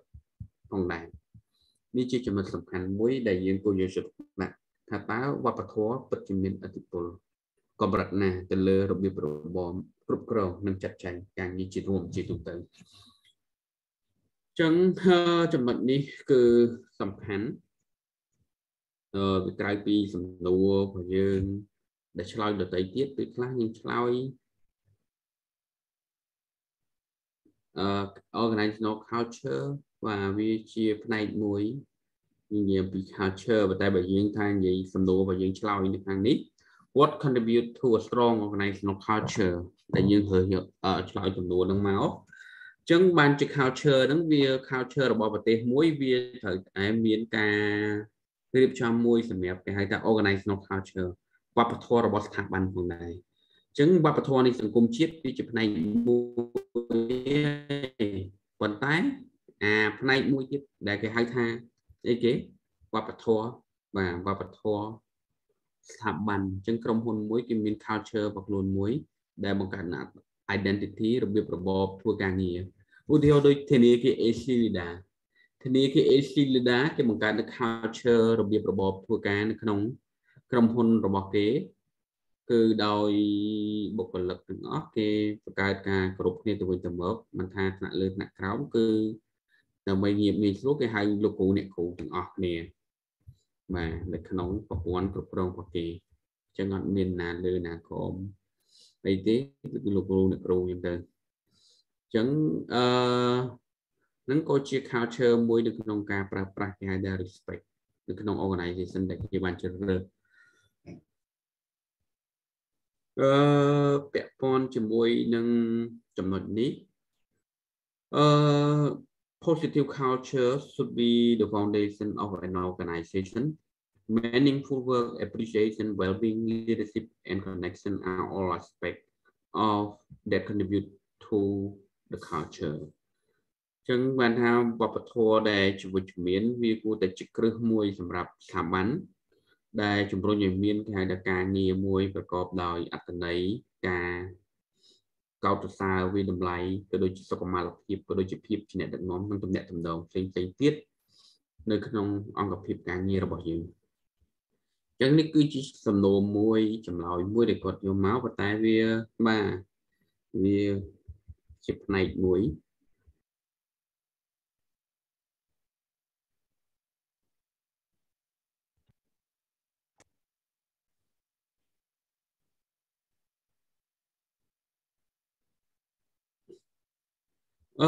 ចំណុច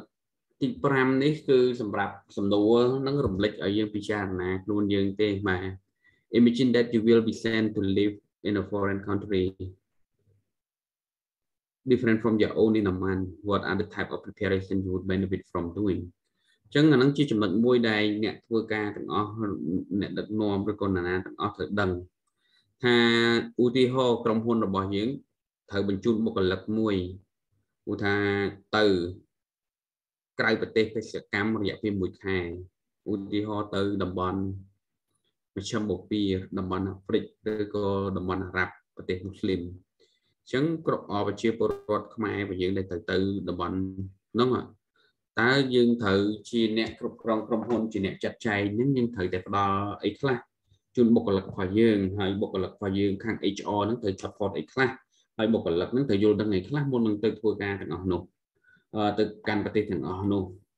ទី1គឺដើម្បីសុវត្ថិភាពបាទសុវត្ថិភាពផ្នែកសន្តិសុខផ្លូវកាយទី2សន្តិសុខផ្លូវអារម្មណ៍ផ្លូវចិត្តរបស់យើងផងដែរពាក់ព័ន្ធជាមួយបរិយាកាសនៃការងារដែលគាត់ទៅនោះបាទហើយក៏ដូចជាកម្រិតជីវភាពអញ្ចឹងយើងមិនមែនចេះតែបញ្ជូនទៅទេតែយើងត្រូវគិតអំពីfactor ទាំងអស់នោះដើម្បីរៀបចំខ្លួនឆ្លើយតបជាមួយនឹងបរិបទនានាបានថាមុនយើងទៅទីណាមួយយើងត្រូវស្វែងយល់ឲ្យដឹងពីវប្បធម៌ពីប្រពៃណីពីទំនាក់ទំនងទើបបេសកកម្មរបស់យើងរបស់ក្រុមហ៊ុនរបស់យើងឬក៏របស់ប្រទេសរបស់យើងទៅកាន់ប្រទេសនោះបានទទួលផលវិជ្ជមានច្រើនក៏ដូចជាកាត់បន្ថយហានិភ័យដែលអាចប៉ះពាល់ដល់យើងក៏មុខមាត់ក្រុមហ៊ុនឬក៏ប្រទេសរបស់យើងឬក៏ខ្លួនយើងនឹងវាឲ្យកាន់តែតូចបំផុតតាមដែលអាចធ្វើទៅបានដូច្នេះហើយបានជាគេត្រូវការយល់ដឹងអំពីអីគេបាទអញ្ចឹងពេលខ្លះយើងត្រូវដឹងអំពីភូមិសាស្ត្ររបស់ប្រទេសនោះភាសារបស់ប្រទេសនោះអាហារជំនឿក៏ដូចជារបបអាហារជាដើមដើម្បីឲ្យយើងឆ្លើយតបជាមួយនឹងតម្រូវការទៅបានឧទាហរណ៍យើងណាត់ទៅគេហៅ business mission ទៅកាន់អារ៉ាប់បាទឧទាហរណ៍ជាងប្រទេសអារ៉ាប់អញ្ចឹងអារ៉ាប់អ៊ីមីរ៉េតចុះអញ្ចឹងប្រទេសហ្នឹងគឺប្រពៃណីខ្លាំងណាបាទអញ្ចឹងស្រាប់យើងទៅណាត់គេស្រាប់យើងទៅអញ្ជើញគេអូខេទៅហាងទៅអីចឹងទៅចាប់ឲ្យយើងហៅអាហារមួយដែលមិនមែនជាវប្បធម៌របស់គេហើយវាប៉ះពាល់ទៅដល់វប្បធម៌នៃអាហាររបស់គេអញ្ចឹងណាបាទសួរថាទៅហាងណាចាប់យើងហៅ Ả Rập mà hàng Koreaឧទាហរណ៍ចឹងចុះហាងកូរ៉េឬក៏ហាងអាស៊ីណាមួយដែលអាហារมันឆ្លើយតបជាមួយគេវាធ្វើមិនទាន់បានទាំងចាប់ផ្ដើម deal ការជែកចែក dialogue ផងគ្រាន់តែការចាប់ផ្ដើម practical ហ្នឹងពិធីការដែលយើងរៀបចំអាហារហ្នឹងឬក៏ការទទួលបដិសេធកិច្ចហ្នឹងគឺវាធ្វើឲ្យប៉ះពាល់ក្នុងការទំនាក់ទំនងមុនចាប់ផ្ដើមទៅហើយអញ្ចឹងអ្វីទាំងអស់គឺត្រូវតែត្រៀមត្រូវតែព្រៀងបាទអញ្ចឹងបានជាទូទៅនៅពេលដែលប្រទេសដែលគេរៀបចំ host ឬក៏ក្រុមហ៊ុនដែលគេរៀបចំ host ភ្ញៀវទៅនីមួយៗហ្នឹងគេក៏ព្យាយាមស្វែងយល់អំពីប្រទេសនឹងដែរគេផ្ញើដូចជាអូខេថាតើយើងមុនទៅហ្នឹងប្រសិនបើគេទទួលស្វាគមន៍យើងជា vegetarian យើងញ៉ាំអាហារតបអត់យើងតបអីយើងចង់មានអាហារអីអញ្ចឹងក្នុងមនុយរបស់គេមាន3 option យើងទៅផ្ញើមកតើថ្ងៃយកសាច់អីរសជាតិអីអញ្ចឹងនៅក្នុងផកគេហ្នឹងគេបានរៀបចំគេហៅថា list រួចទៅហើយនៅបេក្ខជននៅសមាជិកណាតើអ្នកដែលទៅហ្នឹងត្រូវការទីកន្លែងអីអត់មាន pray ឬក៏អីអត់បើសិនបើនេះអាហ្នឹងជាស្តង់ដាររបស់គេធំអាហ្នឹងក៏ជាចំណុចមួយនៅក្នុង list ដែលគេព្យាយាមទំនាក់ទំនងជាមួយនឹងមកគេហៅដៃគូផងដែរអញ្ចឹងបើសិនបើគាត់ក៏ជាជនមូស្លីមអញ្ចឹងគេតែរៀបចំកន្លែងដើម្បីឲ្យមានអាហារ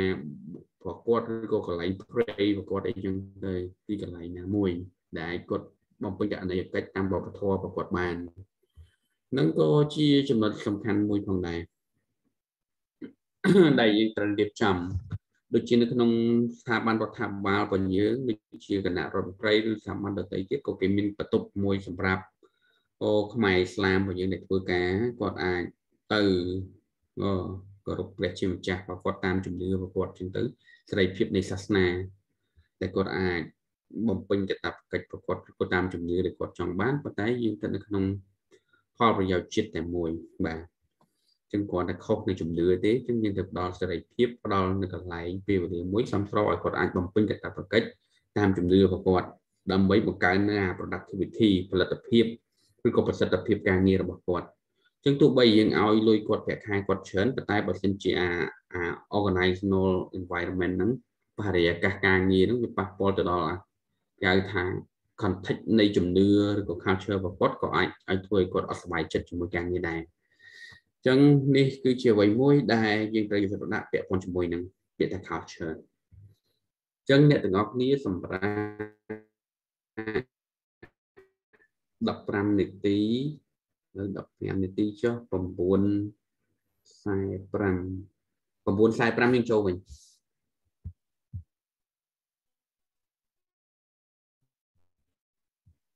យើងចាប់ផ្ដើមមើលបាននៅថ្ងៃនេះហើយមើល chapter 4បន្តិចទៀតថ្ងៃឡើងការពិតសប្តាហ៍នេះយើងត្រូវធ្វើ midterm ប៉ុន្តែយើងត្រូវ review មេរៀននឹងឲ្យច្បាស់នៅសប្តាហ៍ក្រោយគឺម៉ោង8ទៅដល់ម៉ោង9:30នាទីគឺយើងនឹងប្រឡង midterm ក្រោយពីប្រឡងហើយយើងនឹងអត់ទេយើង presentation ហើយចាំយើងប្រឡងពេលថ្ងៃលេខសប្តាហ៍ក្រោយយើងប្រឡងពេលថ្ងៃម៉ោង3:30នាទីដល់ម៉ោង5បាទអញ្ចឹងពេលព្រឹកនៅសប្តាហ៍ក្រោយគឺយើងបន្តបទបង្ហាញទៅតាមក្រុមនីមួយៗថ្ងៃនេះនៅពេលថ្ងៃរសៀលគឺក្រុមទី1ក្រុមទី2គាត់ធ្វើបទបង្ហាញនៅមេរៀននៅ assignment របស់គាត់បាទដូចដែលបានបញ្ជាក់អញ្ចឹងបន្ទុក assignment របស់អ្នកទាំងអស់គ្នាគឺបាន 20%អញ្ចឹងមេរៀនឯកសារគឺមានទាំងអស់គ្នាមានទាំងក្នុងសភៅមានទាំងវីដេអូមានទាំងអីមានទាំង slide presentation គឺអ្វីដែលទាំងអស់គ្នាគឺបទបង្ហាញតាមក្រុមអ្នកទាំងអស់គ្នាយល់ឃើញអញ្ចឹងក្រុមទី1រៀបចំហើយនៅ slide presentation សម្រាប់ថ្ងៃនេះបាទរួចហើយគ្រូបាទអញ្ចឹងរួចហើយអញ្ចឹងយើង present នៅពេលថ្ងៃបាទក្រុមទី1និងក្រុមទី2អញ្ចឹងគ្រាន់តែបញ្ជាក់ឲ្យបានដឹងអញ្ចឹងណាបាទក្រុមទី2បាទត្រៀមហើយលោកគ្រូបាទអូខេក្រុមទី2ដូចជា homework ដល់ឃើញធ្វើ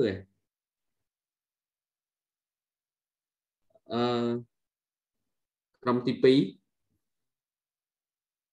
côខ្ញុំដូចជាអត់ឃើញចម្លើយរបស់យើងឯក្រុមទី2ចម្លើយសំណួរទាំង5ហ្នឹងណា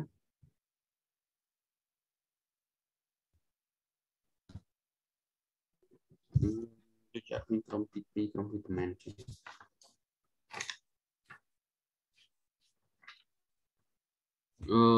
សំណួរទាំង5គឺក្រុមទី2ហ្នឹងមួយបានក្រុមខ្ញុំចូលមួយផនគីលោកគ្រូក្រុមខ្ញុំចូលមួយក្រុមមួយទៀតណាអូលោកគ្រូជួយស្ដាយហើយខ្ញុំវាយច្រឡំលោកគ្រូអញ្ចឹងក្រុមខ្ញុំធ្វើក្រុមទី2ទី3លោកគ្រូខ្ញុំច្រឡំដាក់ក្រុមទី3ទី4លោកគ្រូបាទបងអញ្ចឹងខ្ញុំក្រុមទី2ទី4គាត់ផ្ញើមកដល់ទៅ2ដងឃើញក្រុមទី4ដាច់ដល់ឡែកឃើញក្រុមទី3ក្រុមទី4ទៀតបាទអញ្ចឹងបាទអធិស្ឋានលោកគ្រូ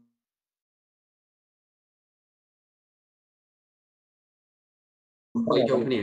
បាទអូខេអរគុណក្រុមទី7ឃើញបាទ7បាទអញ្ចឹងដូចជាអត់បញ្ហាទេនាំគ្នាសម្រាប់អាហារ refreshment ពេលព្រឹកសិនទៅចាំម៉ោង 9:45 យើងជួបគ្នាទៀតអរគុណហៅលោកជំរាបសួរលោកគ្រូខ្ញុំសមាជិកក្រុមទី7ដែលសារតែនៅខាងខ្ញុំមានសម្ដីរំខានបនខ្លាំងលោកគ្រូអញ្ចឹងមានសម្ដីរំខានខ្លាំងលោកគ្រូអញ្ចឹងពិបាកឆ្លើយទីបាទជំរាបព្យាយាមដាក់កាសចូលទៅដាក់កាសទៅស្ដាប់ទៅបាទបន្ទប់ណាបិទចិត្តមួយដើម្បីស្ដាប់បានអញ្ចឹងអូខេអរគុណច្រើនអញ្ចឹងចាំយើងបន្តទៀតជិះសម្រាប់ជួបគ្នា15នាទីក្រោយ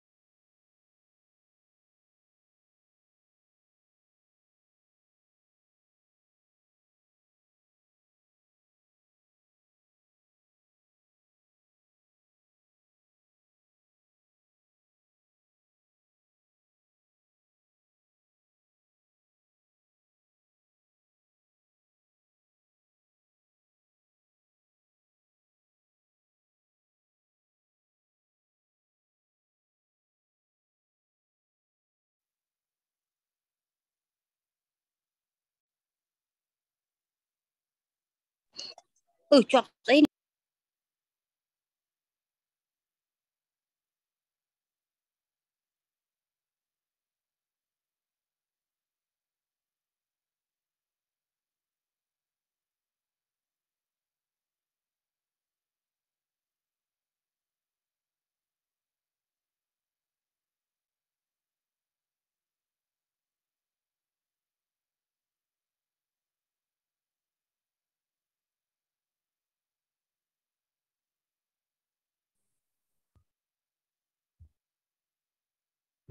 បាទសួស្តីអូខេយើងនឹងចាប់ផ្ដើមទៅលើការពិភាក្សាយើងបន្តទៅលើផ្នែករបស់យើងអញ្ចឹងយើងនឹងសិក្សាអំពីទៅលើពាក់ព័ន្ធជាមួយនឹង emotion ហើយនឹងប្រព័ន្ធដទៃទៀតអញ្ចឹងយើងស្ដាប់វីដេអូទាំងអស់គ្នានៅមេរៀនទី3របស់យើងបន្តដើម្បីរំលឹកឡើងវិញហើយយើងនឹងបន្តមេរៀនទី4នៅថ្ងៃនេះនៅពេលថ្ងៃត្រង់រសៀលយើងនឹងស្ដាប់ក្រុមទី1និងក្រុមទី2ទូបានបង្ហាញទៅលើ chapter 5 and chapter 6បាទអញ្ចឹងចូលមើលទាំងអស់គ្នាអរគុណ Hello, welcome to chapter 3 of organizational behavior. ស្ដាប់លឺទេវីដេអូនេះលឺលោកគ្រូលឺបាទអូខេខ្ញុំដាក់ subtitle ផងដែរ Chapter we'll explore emotions, attitudes, and job satisfactions.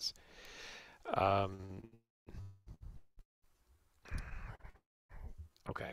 so in this chapter, it's not an overly complex chapter, but it sets the groundwork for some things we're going to be discussing in the future. And basically, we want to understand what are our emotions, our moods, how do they influence us at work, how can they be, how can we understand them better to enable us to understand our own emotions or emotions of the people we work with, how do emotions translate into attitudes, and how does this all get wrapped up into how you feel about your job? Okay, so first let's discuss what emotions, I think everybody here knows what an emotion is, or a mood.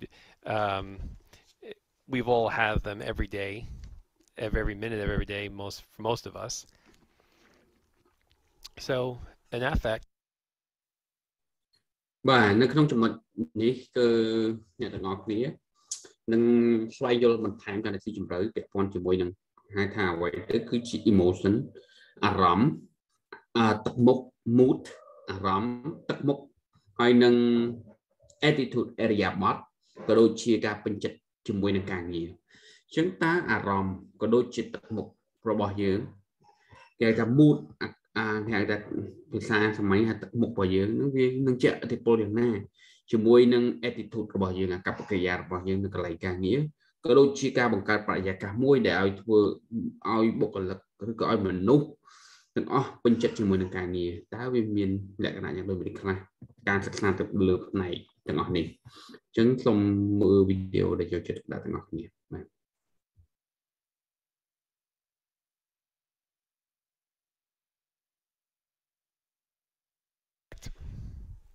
is a range of emotions and moods that people experience throughout their life. I mean, affects have important implications, not only for our lives in general, but also our behavior at work. Now, emotions, there are a whole host and range of emotions that we're going to talk about.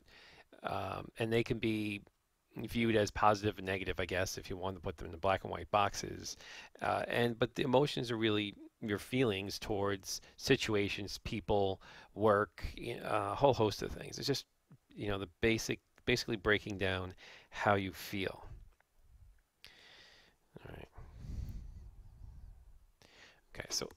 so what is emotional intelligence? Well, we know what intelligence is as far as IQ,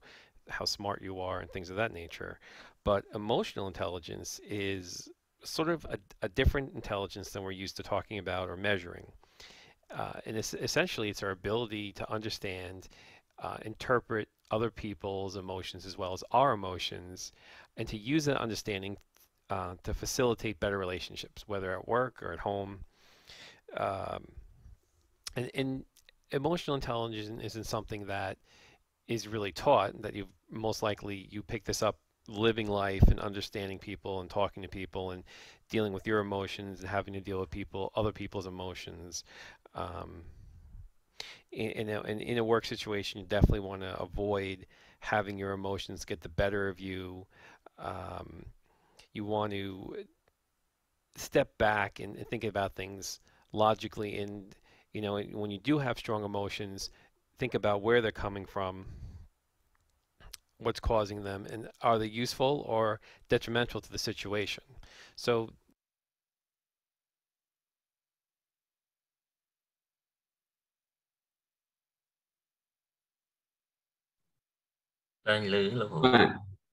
bàចំណុចនេះគឺជាចំណុចសំខាន់មួយផងដែរតើពាក់ព័ន្ធអ្វីទៅគឺជាពាក់ព័ន្ធ emotional intelligence ដែលមានចំណុចជាច្រើនគឺចង់សម្ដៅទៅលើថាវាជាសមត្ថភាពមួយដើម្បីស្វែងយល់ពីអារម្មណ៍នៅក្នុងខ្លួនរបស់យើងក៏ដូចជាអារម្មណ៍នៅក្នុងខ្លួនរបស់អ្នកដទៃហើយប្រើប្រាស់នៅការយល់ដឹងរបស់យើងទាំងអស់នោះដើម្បីធ្វើការគ្រប់គ្រងនៅទំនាក់ទំនងរបស់យើងប្រកបដោយប្រសិទ្ធភាពបំផុតអញ្ចឹង IQ អ្នកខ្លះមាន IQ ខ្ពស់គាត់ប៉ាកែគាត់ឆ្លាតប៉ុន្តែគាត់ឆ្លាតតែខ្លួនឯងគាត់រៀនប៉ាកែគាត់អីប៉ុន្តែគាត់ខ្វះទំនាក់ទំនងគាត់ខ្វះ EI emotional intelligence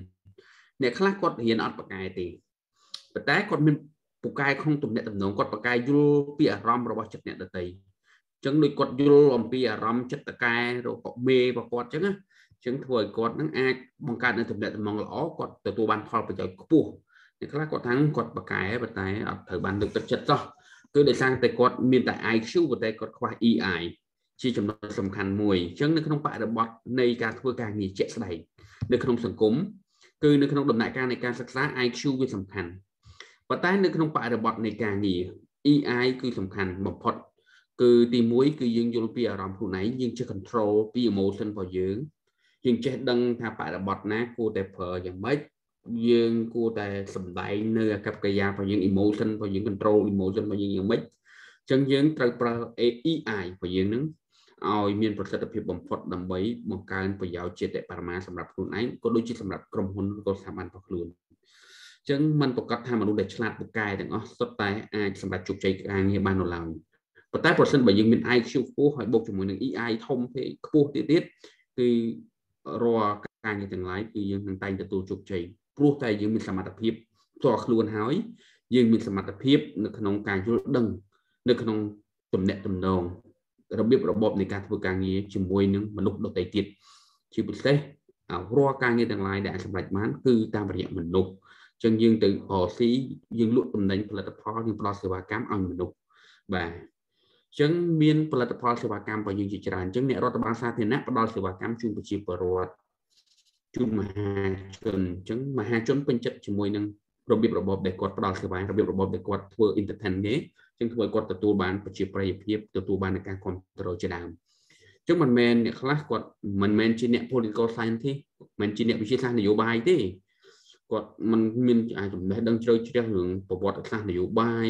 concept នយោបាយទេប៉ុន្តែគាត់មានទេពកោសល្យមួយគឺការយល់ដឹងអំពីតម្រូវការនៅក្នុងវិស័យនយោបាយរបស់មនុស្សអញ្ចឹងគេហៅថាអ្នកនយោបាយភាគច្រើននៅក្នុងសង្គមរបស់យើងក៏ដូចគ្នាដែរភាគច្រើនគាត់មិនសូវមាន IQ ខ្ពស់ខាងនយោបាយទេប៉ុន្តែគាត់មាន EI ខ្ពស់នៅក្នុងវិស័យនយោបាយគាត់យល់ថានយោបាយសម្រាប់គាត់គឺជាអ្វីគាត់ចង់បានអ្វីអំណាចអញ្ចឹងគាត់ថាប្រជាពលរដ្ឋត្រូវការអីអញ្ចឹងគាត់ទៅរកវិធីសាស្ត្រដើម្បី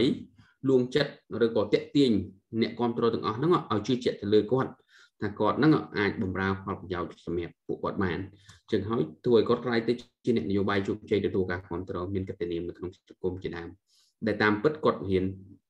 មុខវិជ្ជាផ្សេងគាត់មិនប្រកែកខាងវិទ្យាសាស្ត្រនយោបាយគាត់យល់ដឹងពីទ្រឹស្ដី concept នយោបាយអីប៉ុន្តែគាត់ជាអ្នកអនុវត្តនយោបាយតែម្ដងគឺតាមរយៈការប្រើប្រាស់ EI របស់គាត់នៅក្នុងវិស័យនេះអញ្ចឹងដែលចង់បញ្ជាក់អ្នកទាំងអស់គ្នាបានយល់អំពីចំណុចទាំងអស់នេះប៉ុន្តែប្រសិនបើអ្នកនយោបាយដែលមានគេហៅថា IQ នយោបាយខ្ពស់ គឺគាត់នឹងខ្លាយទៅជាអ្នកដឹកនាំនយោបាយដ៏លេចធ្លោដ៏ពូកែសម្រាប់សង្គមមកនេះថាបើសិនគាត់មានឱកាសកាន់តួនាទីនយោបាយគឺគាត់អាចជួយសង្គមឲ្យរីកចម្រើនបានឆ្លើយតបជាមួយនឹងកនសិបល្អៗប៉ុន្តែមិនមែនជានយោបាយជាក់ស្ដែងនោះឡើយបែកទៅលើទ្រឹស្ដីកនសិបបែបទាំងអស់នេះអញ្ចឹងអ្វីដែលចង់បញ្យល់អ្នកទាំងអស់គ្នាគឺលើចំណុចនេះអញ្ចឹងយើងស្ដាប់បន្តទៀត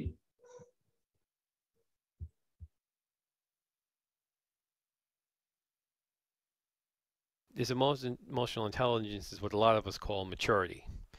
So a mature person is better. It's what we call more self-aware. So someone who's more self-aware understands, the emotions that they're having and the impact that they could possibly, have on other people. So if you're angry at somebody and you have this emotion of anger, there are appropriate times to express it and appropriate ways to express it. I leadership emotional intelligent leadership វាមាននៅ dimension ចំនួន4បាទក្នុងសភៅរបស់យើងក៏មានដែរអញ្ចឹង dimension សំខាន់ពាក់ព័ន្ធជាមួយនឹងសមត្ថភាពនៃគេហៅថាបញ្ញាផ្នែកអារម្មណ៍ដូចថាមនុស្សយល់អារម្មណ៍អ្នកដទៃយល់អារម្មណ៍ខ្លួនឯងអញ្ចឹងណាគឺ dimension ទី1 self awareness ការដឹងអំពីខ្លួនឯង understanding our emotion and their impact on ourselves and others. Social awareness, empathy, understanding the emotion of others and their impact on relationship, and self-management and relationship management. ទាំងអស់នេះទាំង4ចំណុច dimension នេះគឺជាចំណុចមួយដែលយើងត្រូវព្យាយាមអភិវឌ្ឍនៅ EI របស់ខ្លួនបាទអញ្ចឹង EI ពិតជាសំខាន់ណាស់នៅក្នុងបរិបទនៃគេហៅថាការអនុវត្តនៃការងារមួយប្រកបដោយភាពជោគជ័យនៅក្នុងតថភាពជាក់ស្ដែង អ្នកខ្លះគាត់និយាយអំពី IQ បាទជាមូលដ្ឋានគ្រឹះសម្រាប់បុគ្គលម្នាក់ប៉ុន្តែនៅក្នុងតថភាពនៃការអនុវត្តនៃការងារគឺវាទាមទារចាំបាច់នៃការបង្កើនសមត្ថភាពផ្នែក EI ឲ្យបានខ្ពស់បំផុតគឺ emotional intelligence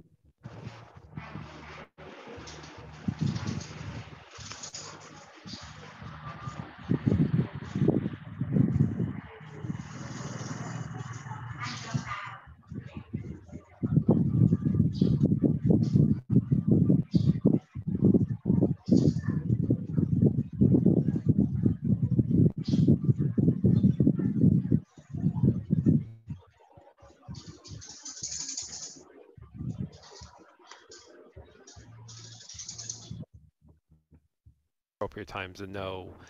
gee, I'm not really angry at this person per se. I'm not really angry at my dog. I'm angry at my boss. លោកសុភ័ណ្ឌជួយបិទសំឡេងផងលោកសុភ័ណ្ឌបាទ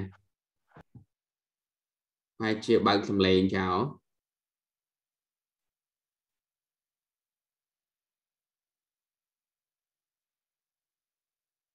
And I guess I'm just taking this anger home, and then that would be an awareness of your emotions. So you can kind of double check and say, okay, let me leave that anger at work and not bring it home. Now, and that would be sort of a self-management, regulating and thinking before you say or do something, controlling your emotions. You can't control them 100%, obviously, but self-management is really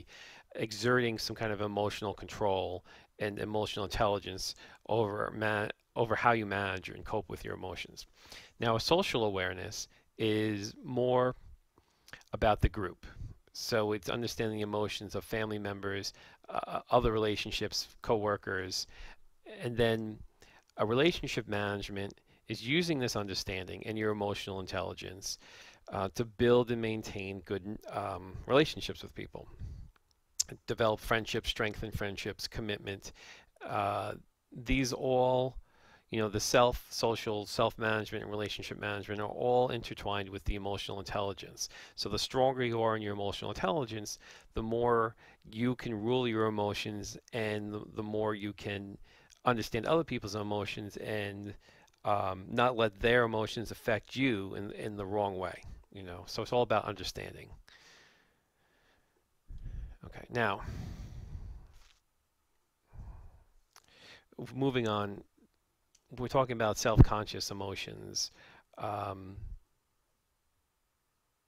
you know about the subconscious. Well, the self-conscious emotions come from an internal source. Like your subconscious is internal. So shame, guilt, embarrassment, and pride,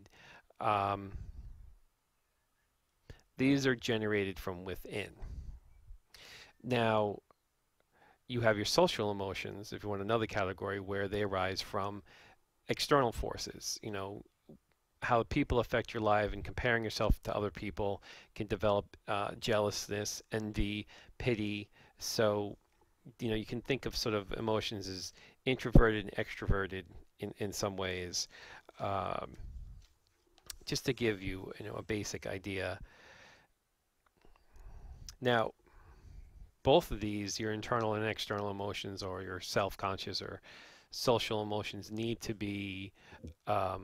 managed in some way and put in. បាទនៅ K4 dimension នៃ emotion គេហៅ EI emotion អំបញ្ញមិញដែលយើងបានជជែកគ្នាហ្នឹង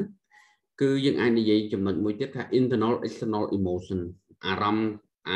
ណ៍ខាងក្នុងនិងអារម្មណ៍ខាងក្រៅអារម្មណ៍ខាងក្នុងគេហៅថា self conscious emotion គឺអារម្មណ៍ដែលកើតឡើងអំពីគេហៅថាខ្លួនឯងគឺតាមរយៈវិចារណញ្ញាណខ្លួនឯងគឺវាកើតឡើងពីប្រភពខាងក្នុងរបស់យើងគឺដូចជាអារម្មណ៍ដែលយើងមានភាពខ្មាស់អៀនអារម្មណ៍មានកំហុសឆ្គងអារម្មណ៍គេហៅថាជាមោទនភាពឬក៏ជាក្តីអាម៉ាស់ជាដើមហ្នឹងគឺដែលជាមួយដែលជួយឲ្យបុគ្គលម្នាក់ហ្នឹង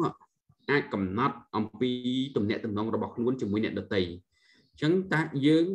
ទៅទំនាក់ទំនងជាមួយបុគ្គលណាម្នាក់គឺចាប់ផ្ដើមពីខ្លួនយើងអញ្ចឹងនៅពេលដែលយើងមិនអាចគ្រប់គ្រងអារម្មណ៍នៅខាងក្នុងរបស់យើងបានអញ្ចឹងវានឹងបង្កើតនៅទៅជាគេហៅថា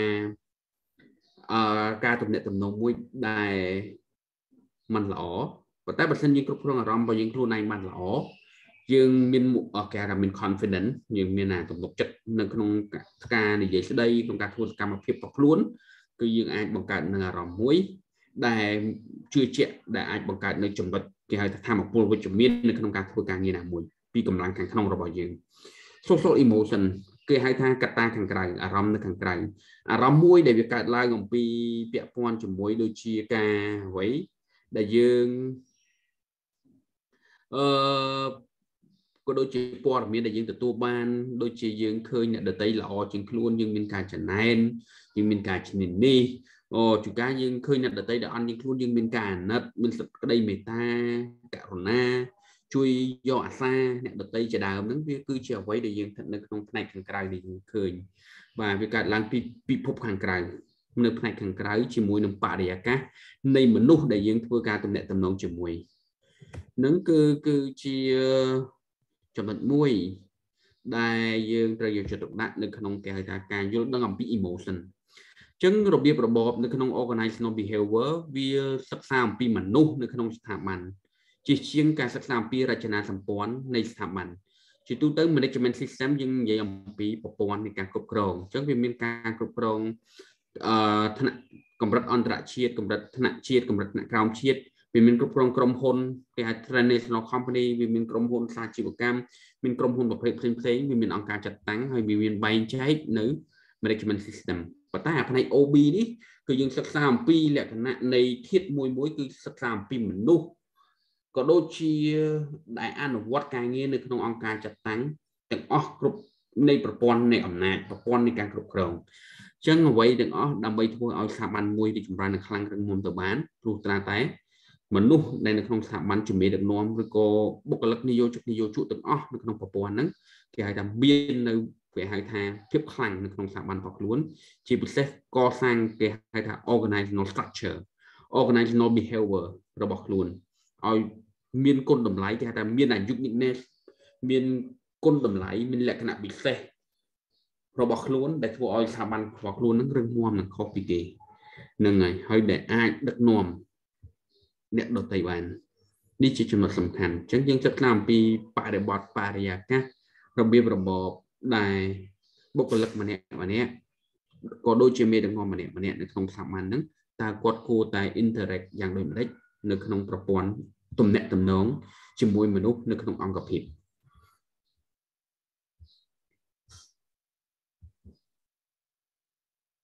into perspective And, you know, no one should act on emotion alone. There's some intelligence should be injected to think about where are these emotions coming from? Why are they so strong? And are they out of proportion with the situation? I remember I remember one time I was really angry about something at work.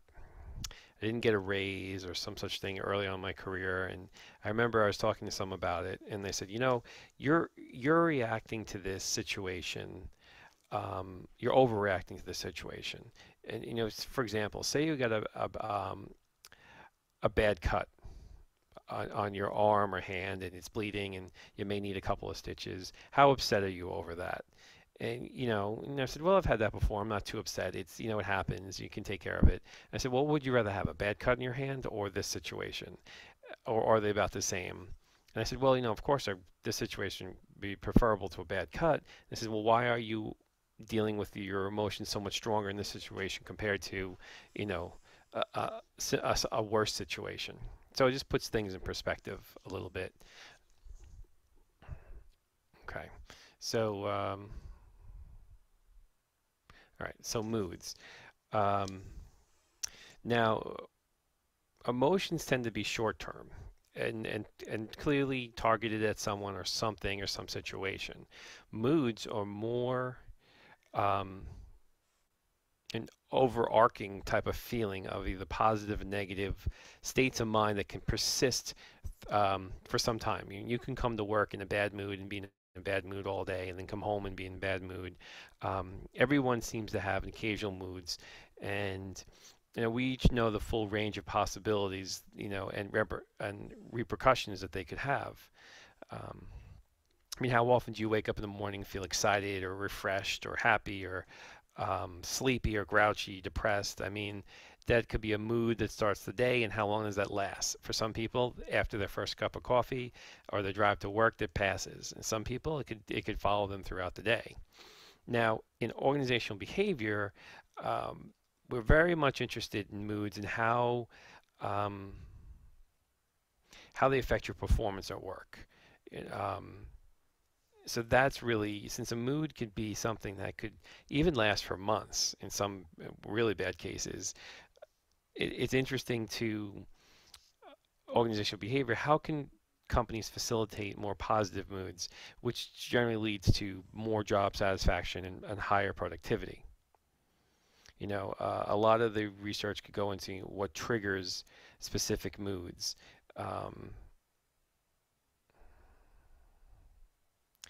You know, and a mood is like a more persistent feeling over that could be with you.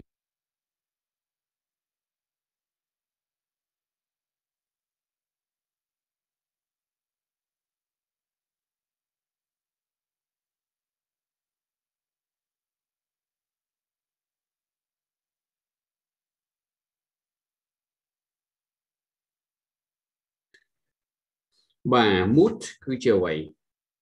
mood គេហៅថាទឹកមុខរបស់យើង generalized positive negative feeling or state of mind អញ្ចឹងវាមិនមែនថាតែទឹកមុខទេភាសាសាមញ្ញ mood របស់យើងចង់និយាយអំពីអារម្មណ៍ជាវិជ្ជមានឬក៏អវិជ្ជមាននៃគេហៅថានៃស្ថានភាពផ្លូវចិត្តរបស់យើងអញ្ចឹងពេលយើងវិជ្ជមានអវិជ្ជមានគឺយើងអាចមើលតាមសម្លឹងនៃកាយវិការរបស់យើងគឺទឹកមុខរបស់យើងមនុស្សឈ្ងោកមនុស្សងើយមនុស្សឆ្វេងស្ដាំបិទភ្នែកហាមាត់ឬក៏អារម្មណ៍មួយដែលយើងអាចមើលឃើញអំពីមនុស្សដែលកើតទុក្ខឬមិនកើតទុក្ខតាមរយៈដោយមិនចាំបាច់គេហៅថាមានសម្ដីវិចារឬក៏អីទេគ្រាន់តែយើងសម្លឹងមើលមុខមនុស្សម្នាក់ហ្នឹងយើងអាចដឹងថាមនុស្សហ្នឹងកំពុងតែស្ថិតក្នុងស្ថានភាពបែបណាអញ្ចឹងនៅក្នុងបរិយាកាសនៅកន្លែងការងាររបស់យើងផងដែរក្នុងនាមជាអ្នកដឹកនាំពេលខ្លះក៏យើងត្រូវចេះស្វែងយល់អំពីគេហៅថា mood area គេហៅថាស្ថានភាពនៃផ្លូវចិត្តរបស់បុគ្គលិករបស់យើងផងដែរដើម្បីងាយស្រួលទំនាក់ទំនងឬក៏ដោះស្រាយបញ្ហាអញ្ចឹងនៅពេលដែលបុគ្គលិកណាមិនស្រួលឬក៏មានស្ថានភាពណាមួយយើងអាចអង្កេតយើងអាចមានការប្រុងប្រយ័ត្នឬមួយក៏យើងអាចស្វែងយល់អំពីបុគ្គលិករបស់យើងដើម្បីជួយគាត់ឲ្យទាន់សភាពការនៅបញ្ហាដែលអាចកំពុងប្រឈមដែលគាត់ព្យាយាមលាក់បាំងដោយសារសេចក្តីខ្មាស់អៀនគាត់មិនចង់ប្រាក់ការងារហ្នឹងគាត់ធ្វើយឺតគាត់ធ្វើអត់ជោគជ័យដោយសារតែគាត់ហ្នឹងក៏អត់សូវចេះអត់សូវយល់ប៉ុន្តែគាត់អត់ហ៊ានសួរគាត់អត់ហ៊ានឆ្ងល់ខ្លាចខ្មាស់ ឬមួយខ្លាចអន់អញ្ចឹងទៅដោយសារតែគាត់ជាអ្នកគ្រប់គ្រងឬក៏គាត់ដឹងនៅផ្នែកហ្នឹងអញ្ចឹងគាត់អត់ចង់ឲ្យអ្នកដទៃដឹងថាគាត់អន់អត់ចេះអញ្ចឹងទៅវាជាបញ្ហាមួយដែលរហូតដំណោះស្រាយវាអត់ចេញគឺជាងការងារវារាំងស្ទះឬក៏ធ្វើទៅមានកំហុសឆ្គងអញ្ចឹងចំណុចបរិយាកាសការងារមួយនៅកន្លែងការងារក៏យើងត្រូវតែបង្កើតនៅអារម្មណ៍មួយសម្រាប់បុគ្គលិកទាំងអស់ឲ្យហ៊ានទទួលយកការពិតឲ្យចេះចែករំលែកឲ្យចេះទទួលស្គាល់នៅចំណុចខ្វះខាតហើយព្យាយាមបំពេញបន្ថែមដើម្បីធ្វើឲ្យការងារកាន់តែប្រសើរឡើងក៏ដូចជាយើងត្រូវចេះរៀបចំពាក្យគេហៅថាបណ្ដុះបណ្ដាល on the job training ការបណ្ដុះបណ្ដាលឬក៏ upskilling reskilling នៅកន្លែងការងាររបស់គាត់ជួនកាលគាត់មកធ្វើការងារជំនាញផ្សេងខុសពីជំនាញដើមរបស់គាត់យើងត្រូវបង្ហា reskilling ឲ្យគាត់ឬក៏ upskilling បង្កើនកម្រិតជំនាញរបស់គាត់ឲ្យកាន់តែខ្ពស់ឡើងជាដើមនេះក៏ជាវិធីសាស្ត្រមួយដើម្បីដោះស្រាយបញ្ហាផងដែរដែលកើតឡើងនៅកន្លែងការងារ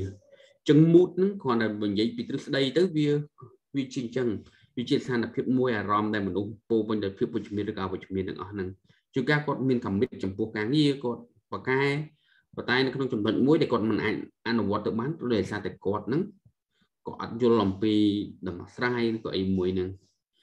ឬក៏មានបញ្ហាស្ថានភាពខាងក្នុងនិងខាងក្រៅដែលចេះជាប់ផ្លូវចិត្តរបស់គាត់ដែលហៅថា emotion ដំបូងនោះបានន័យថា internal និង external emotion ដែលប៉ះពាល់ទៅដល់ the state of mind របស់គាត់ដែលធ្វើឲ្យ mood របស់គាត់ហ្នឹង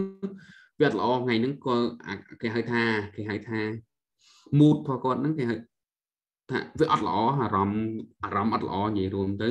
ទឹកមុខក៏មិនញញឹមស្រស់ស្រាយគឺមួម៉ៅអីចឹងណាអញ្ចឹងពេលធ្វើឲ្យការងារកន្លែងការងារអញ្ចឹងទៅប៉ះទង្គិចពាក្យសម្ដីធ្វើឲ្យកើតឡើងជាចំនួន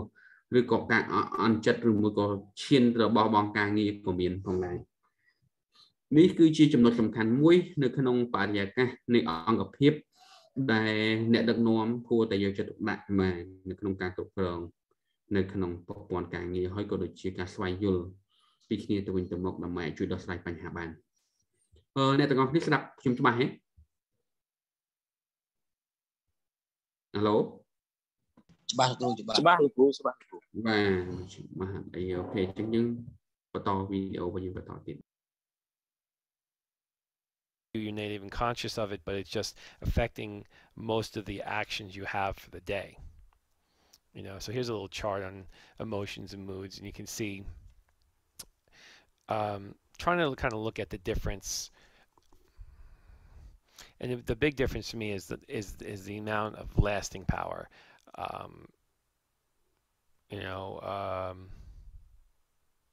And the moods basically affect your emotions for the day. You know, emotions are more direct, a more now type of feeling, where mood is more of an overarching feeling that lasts for a particular length of time. And both moods and emotions have a source. Although usually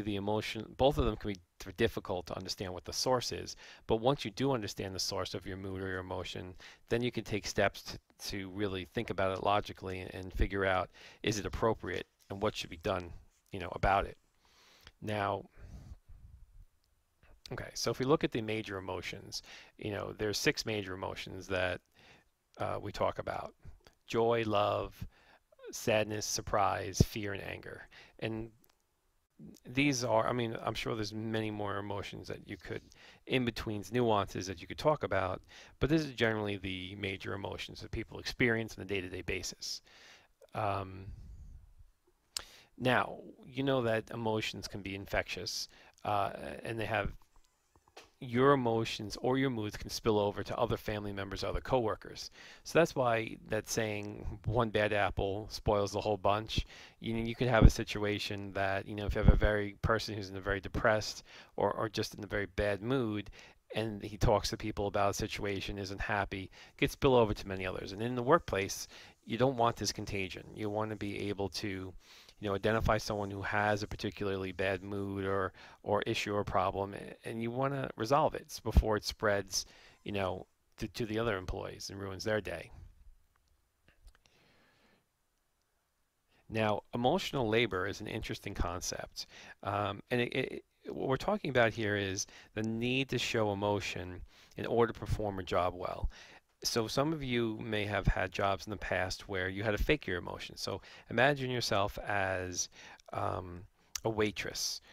that's taking orders, and you have to be, you want to get a good tip, so you have to be friendly and pleasant and seem like you care about the customer and how their experience is going, and you're cheerful, and you're creating a mood, and that's work. If you really come to work as a Và mấy như vậy rồi thấy cứ emotion and mood contingent spillover effect of one emotion and mood onto the other. Cho nên cái lại càng như chúng ta phát sinh bởi vì miền emotion là với chúng miền nó việc bắt cái tới emotion nó cái lại càng như về bắt tòa việc cái spillover effect mà là riêng cuộc sống và rich á mà về rich mà dân tới riêng thời trăm bạch thời đọc ra và hàng lại càng như về quan trọng chúng mình đi mùi tiếp theo ta emotional level thì hơi taកម្លាំងពលកម្មផ្នែកអារម្មណ៍វាពាក់ព័ន្ធជាមួយនឹងសេចក្តីត្រូវការដើម្បីបង្ហាញនៅអារម្មណ៍ជាក់លាក់មួយដើម្បីបំពេញការងារបានល្អឧទាហរណ៍បាញ់មិញនេះនិយាយអំពីអ្នករត់តុបាទអញ្ចឹងអ្នករត់តុគាត់ទោះបីជាគាត់ហត់នឿយគាត់យកនិស្សិតឬក៏អ្នកណាក៏ដោយគាត់មានស្ថានភាពគ្រួសារលំបាកយ៉ាងណាក៏ដោយគឺការងាររបស់គាត់អ្នកអូតេសអ្នករត់តុអ្នកអីហ្នឹងអ្នកបម្រើសេវាកម្មហ្នឹងគាត់ត្រូវតែព្យាយាមលាក់ទឹកមុខរបស់គាត់អារម្មណ៍របស់គាត់ត្រូវតែបង្ហាញអារម្មណ៍ដែលរីករាយទៅដល់អតិថិជនផ្ដល់សេវាជូនអតិថិជនរបស់គាត់គេអាហ្នឹងគេហៅថា emotional level ដែលគាត់ត្រូវតែបំពេញដើម្បីបាននៅព្រោះកាតព្វកិច្ចរបស់គាត់គឺត្រូវតែបង្ហាញនូវភាពរីករាយបង្ហាញនូវភាពរាក់ទាក់ទៅកាន់អតិថិជនរបស់គាត់អ្នករត់តុចឹងប្រសិនបើគាត់បំពេញសេវាបានល្អគាត់សួរអតិថិជនរបស់គាត់ចេញភាសាអីគាត់លើកតែលើកម្ហូបលើកអីទាន់ពេលវេលាហើយគាត់ care ចំពោះអតិថិជនរបស់គាត់ហើយគាត់ដោយសារតែការងារហ្នឹងគាត់រំពឹងថានឹងបាន tip រង្វាន់ប្រាក់រង្វាន់ពីអតិថិជនរបស់គាត់បាទអញ្ចឹងទៅគឺវាជាផ្នែកមួយនៃគេហៅថា emotional level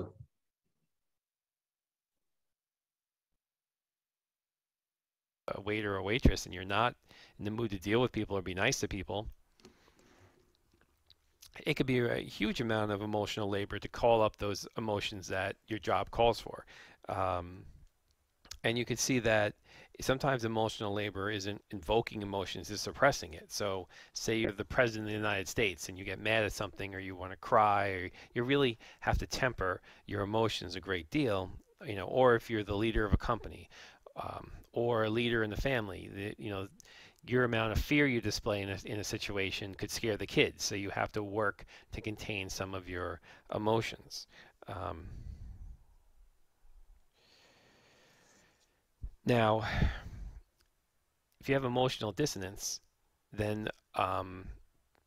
the emotions you're feeling are not consistent with the emotions you're trying to project. So this is just, part of emotional labor. We're expected to act in a particular way with one emotion, but we actually quite feel another emotion. For example, maybe you're interacting with your boss and you want to pretend you're friends with your boss and you're okay with your boss and you're friendly with them and happy and laughing at their jokes, but really you're saying inside, this guy's a jerk and I hate him. You can't really express that. Otherwise you lose your job. And no one wants that. Okay. If we talk about nhưng vì phía emotionមួយទៀតហៅថា emotional dissonance ដូចដែលលើកនិយាយមិញអញ្ចឹងបានន័យថាមេរបស់យើងជាការកន្លែងការងាររបស់យើងអត់ឆ្លាញ់ការងារហ្នឹងខ្ញុំពិបាកខ្ញុំស្អប់មេរបស់យើងចូលចិត្តអ្នកគ្រប់គ្រងរបស់យើងទេប៉ុន្តែយើងពីមុខយើងនិយាយល្អយើងគោរពយើងអីប៉ុន្តែនៅពីក្រោយខ្នងហ្នឹងស្អប់អាចជ្រិញអីអញ្ចឹងទៅបើសិនយើងហ៊ានបង្ហាញអារម្មណ៍ការពិតរបស់យើងថាយើងមិនពេញចិត្តមេហ្នឹងទេយើងមិនពេញចិត្តការងារហ្នឹងទេគឺអាចយើងនឹងត្រូវបានបណ្ដឹងចេញពីការងារបាទអញ្ចឹងទៅវាគេហៅថាជា emotion មួយការលាក់បាំងនៃការពិតបាទណាការសម្ដែងបានជានៅក្នុងប្រព័ន្ធការងាររបស់យើងជាទូទៅយើងព្យាយាមធ្វើយ៉ាងណាឲ្យកាត់បន្ថយអា emotion dissonance ហ្នឹងចេញតាមរយៈការបង្កើត trip កើតបរិយាកាសការងារស្វែងយល់ពីគ្នាហើយមានការបើកចំហនៃការទទួលយកបានន័យថាទទួលមតិរិះគន់ស្ថាបនារបស់អ្នកក្រមអាវ៉ាត់របស់បុគ្គលិកតាមរយៈវេទិកានៃការបើកឱកាសនៃការជជែកដេញដោលការពិភាក្សាក៏ជាការទទួលយកមតិយោបល់ណាមួយដើម្បីកុំឲ្យថាមានទឹកស្ដីថាមេមិនចេះខុសណាបាទអ ចឹងបើសិនខុសឲ្យមើលមេត្រានោះឡើងវិញប៉ុន្តែបើសិនកូនចៅខុសស្ដីឲ្យសុទ្ធយកអាហ្នឹងគឺជាបញ្ហាប្រព័ន្ធការងារមួយដែលវាក៏មិនរីកចម្រើនដែរគឺបរិយាកាសការងារមួយដែលជោគជ័យគឺជាបរិយាកាសមួយដែលបំពេញឲ្យគ្នាទៅវិញទៅមកគឺនៅពេលដែលកូនចៅអ្នកក្រមអាវត្តរបស់យើងបំពេញការងារមិនបានល្អយើងត្រូវរកស្វែងយល់អំពីមូលហេតុហើយយើងព្យាយាមស្វែងរកដំណោះស្រាយរួមប្រសិនបើគាត់ធ្វើការងារបានល្អយើងត្រូវតែមានការលើកទឹកចិត្តហើយប្រព័ន្ធមួយដែលជាជំរុញដើម្បីឲ្យមនុស្សម្នាក់ៗនៅក្នុងក្រុមការងារនឹងមានអារម្មណ៍ថាជាវិជ្ជមានមានអារម្មណ៍មោទនភាពនៅក្នុងការងាររបស់ខ្លួនមានអារម្មណ៍ថាជាចំណែកមួយនៃភាពជោគជ័យរបស់អង្គភាពនេះគឺជាចំណុចសំខាន់ដែលចាំបាច់ភាពជាអ្នកដឹកនាំនៃស្ថាប័នត្រូវតែយកអនុវត្តក៏ដូចជាយើងត្រៀមខ្លួនដើម្បីក្លាយជាអ្នកដឹកនាំផងដែរអញ្ចឹងការងារភាពជោគជ័យគឺជាភាពជោគជ័យរួមបរាជ័យក៏ជាបរាជ័យរួមមិនមែនជាភាពជោគជ័យគឺជារបស់មេដឹកនាំប៉ុន្តែបរាជ័យគឺជាកំហុសរបស់កូនចៅនោះទេគឺជាអ្វីមួយដែលយើងត្រូវបញ្ជាឲ្យបានបាទខ្ញុំមានដឹកនាំបានល្អបានទទួលជោគជ័យគឺដោយសារតែបញ្ញាឈ្លាសវៃរបស់ខ្ញុំដោយសារតែខ្ញុំចេះគ្រប់គ្រងខ្ញុំចេះធ្វើការចេះគ្រប់គ្រងមនុស្សការពិតទៅភាពជោគជ័យទាំងឡាយពិតជាមិនអាចខ្វះបានឡើយនៃ teamwork នៃក្រុមការងារអញ្ចឹងកុំមោទនភាពកុំគេហៅថាអញនិយមបាទប៉ុន្តែភាពជោគជ័យទាំងអស់វាកើតឡើងពីការគោរពឲ្យតម្លៃគ្នាចេះធ្វើការជាក្រុមចេះជួយយកអាសាគ្នាហើយព្យាយាមយ៉ាងណាធ្វើយ៉ាងណាកាត់បន្ថយគេហៅថា emotional dissonance នឹងឲ្យបានច្រើន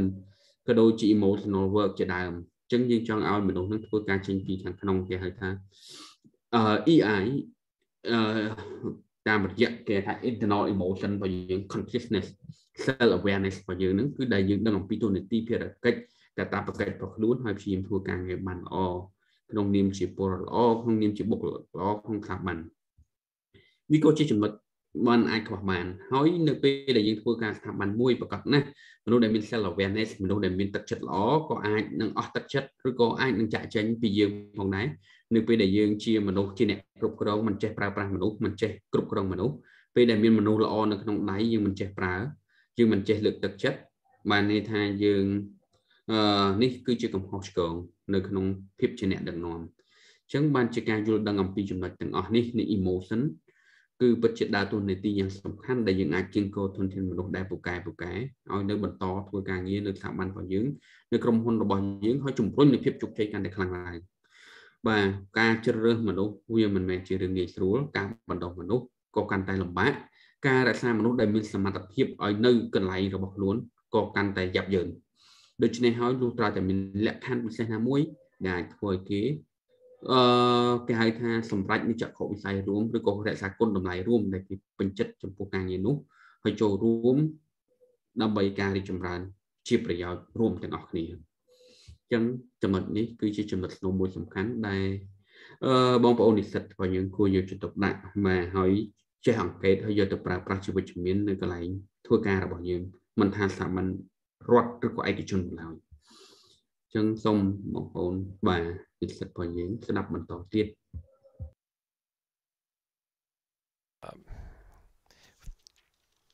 deep acting. Now this is, this is sort of the emotional labor is you're basically acting. So trying to really modify your feelings to better fit the situation. So it's almost trying to mask and replace your feelings to a point where you're believing it. Now, and surface acting is really trying to hide what you're exactly feeling. So even though you're unhappy about the situation, you smile anyway. You just display on your face that you're happy or you're okay, but inside you're not. So that's just another nuance of this. Okay, so when we talk about display rules, now every society has these display rules which govern the degree to which it's appropriate to display emotions. In some cultures, your emotions, you're not supposed to display a lot of emotions. In other cultures, you can display a certain amount of emotion or, is accepted in public. In different cultures, in the United States, we're sort of kind of in the middle. Some cultures can be a lot more restrained. Japanese or British culture may be downplaying an excessive display of emotion, while other cultures, I don't want to name the cultures so not to offend anybody, but other cultures, I'm sure you know people from certain other cultures, can be, their culture is a lot more expressive in their emotions, which isn't a bad thing. You know, it's a lot more, they're a lot more honest with themselves. So, you know, when some stores move into different countries, a lot of the stores want to mandate that people express a certain amount of happiness and friendliness towards towards the customers. And in some cultures, it's not going to work well. You know, for example, there are some cultures that are very serious, and you know, it can almost seem phony to them when someone's pretending to be too happy or too friendly in the work in a business, in a store. I'm sure you've been to stores where you kind of get that feeling that this isn't genuine, and it can make you uncomfortable. Okay. I know, you know, in the business world, when you're at work, it's definitely not okay to cry or scream or yell or show excessive anger, but it is certainly okay to laugh or smile or show more positive emotions. I think are more generally accepted as far as what you can display. The negative emotions are sort of the group where it's frowned upon to really display. You know, and then sometimes, you know, greatly looked down on, or you know, gives the impression that it's a sign of weakness. So, you know, each culture, and this is something difficult for organizations when they move into other cultures, is trying to figure out, you know, what's appropriate when dealing with the general public of that other culture. Okay, so let's look at this chart. How do emotions and moods influence behavior in organizations? Well, you have the work environment, which is basically the characteristics of the job demands, emotional labor requirements. You know, if you think of certain jobs like waitress, flight attendant, greeter at a store, there's a certain amount of emotional labor involved in those jobs. Now, things that are happening to you at work, daily hassles, setbacks, you know, surprises, good news, these are all things that can, you know, affect your emotions at work, and then you have a reaction to this. It can be either negative or positive. Now, your personality and your mood play into this a great deal. Some people can handle certain events, and some people can't. Now, the way your emotional reaction affects you is going to determine whether or not, you know, you feel good about your job, which is overall job satisfaction, and is also going to affect your job performance. If you have a very negative reaction here, oh, hey, Smith, here is a 700-page report I want you to review before you go home tonight. You know, you may have a very negative reaction to that, and there your job performance may be, screw it, I'm not going to do it, or I'm just going to do it really fast, I'm not going to do a good job at it. You know, so your emotions definitely affect how you're going to feel and react about your job. And the satisfaction is more how you feel about your job. The job performance is more about how you react. Okay, so let's switch over to attitude. Smith, here is a 7.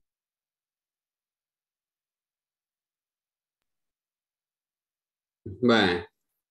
nơi còn lạiចំណុចមួយនេះគឺពាក់ព័ន្ធជាមួយនឹងរបៀបណែថាតើ emotion វាប៉ះពាល់យ៉ាងម៉េចគឺចំណុចទី1គេហៅថាប្រសិនបើយើងធ្វើការមិនថាយើងជាអ្នកគ្រប់គ្រងឬមិនថាយើងជាបុគ្គលិកទេនិយាយអំពី work environment បរិយាកាសការងារគឺជាចំណុចស្នូលមួយពាក់ព័ន្ធជាមួយនឹងការ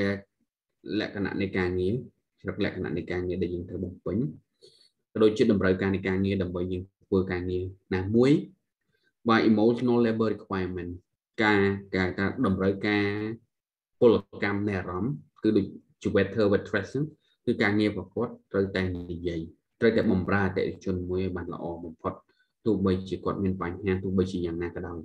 ក្នុងបរិយាកាសមួយថាអ្នកនាំពាក្យបានថាទោះបីជាការពិតឬមិនការពិតក៏ដោយគឺគាត់ត្រូវតែយុត្តិធម៌ឬក៏មិនយុត្តិធម៌ក៏ដោយគឺគាត់ត្រូវតែប្រើប្រាស់គេហៅ emotional labor requirement ជា job demand គឺនាំសារនៅអ្វីដែលស្ថាប័នប្រកបត្រូវផ្ដល់ទៅកាន់អ្នកដទៃ từ căn sát thiện nạ chuẩn và chứng chiều vậy để muối để chăm bánh cầm hồn marketing chứng quát đi job demand và quát cứ advertisement attracting customer and client branding chỉ đạo tụ bấy chỉ nó mình chỉ cả bất cả đói và tại quát thì khác quát trời tại tuổi gì đời sang tại vì chi lệ cái nạn nàyประเภทในการนี้เนี่ยน้องพี่เนี่ยใส่เป็นกิจกรรมvà តម្រូវការនៃការងារគឺបែបនេះហើយអញ្ចឹង emotional labor requirement របស់គាត់ក៏ត្រូវតែធ្វើយ៉ាងដែរមកបាទអញ្ចឹងប្រសិនបើយើងនិយាយអំពីប្រភេទនៃការងារអញ្ចឹងយើងឆ្លុះបញ្ចាំងអំពីចំណុចនេះអញ្ចឹងនៅពេលដែលទីតាំងការងាររបស់យើងវាបរិយាកាសការងារដែលយើងត្រូវធ្វើពេលខ្លះវាឆ្លើយតបជាមួយនឹង GD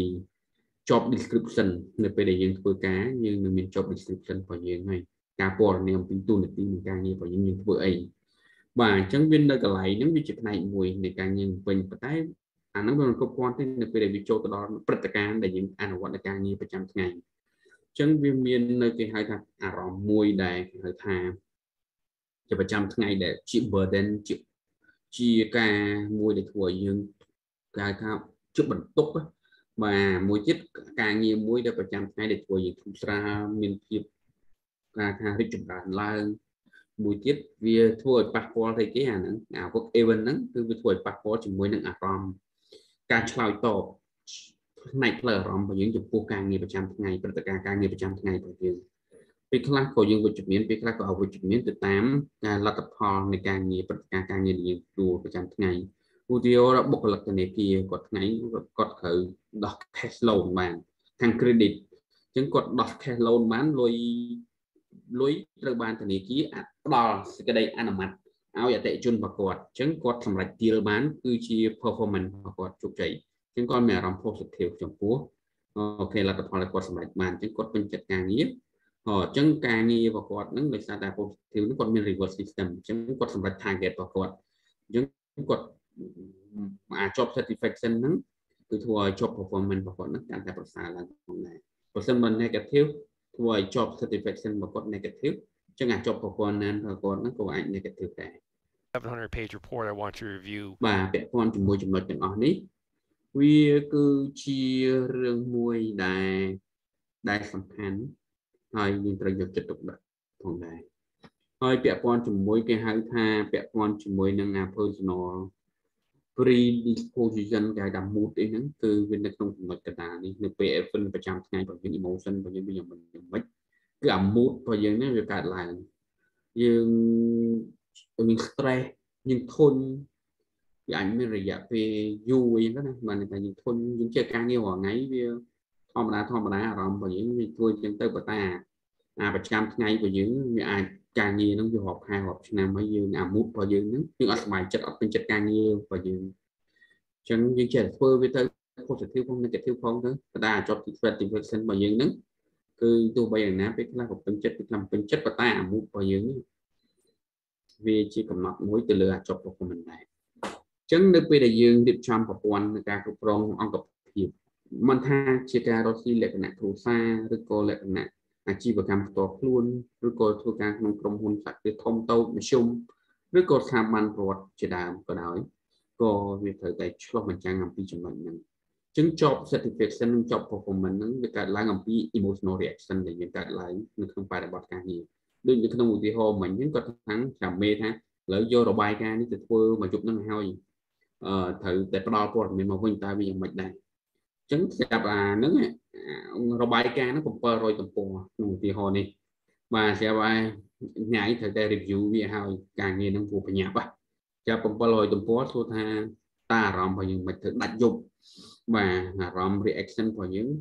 វាយ៉ាងម៉េចអញ្ចឹងប៉ុន្តែភាសាការងារ700ទំព័ររបៀបដែលយើងប្រើឯងអូនេះគឺជាឯកសារមួយដែលយើងទាមទារពីកំណត់ពីភាពជោគជ័យរបស់យើងប៉ុន្តែយើងដាក់បញ្ជាថាការងារនោះបញ្ញាប់ណាស់យើងត្រូវ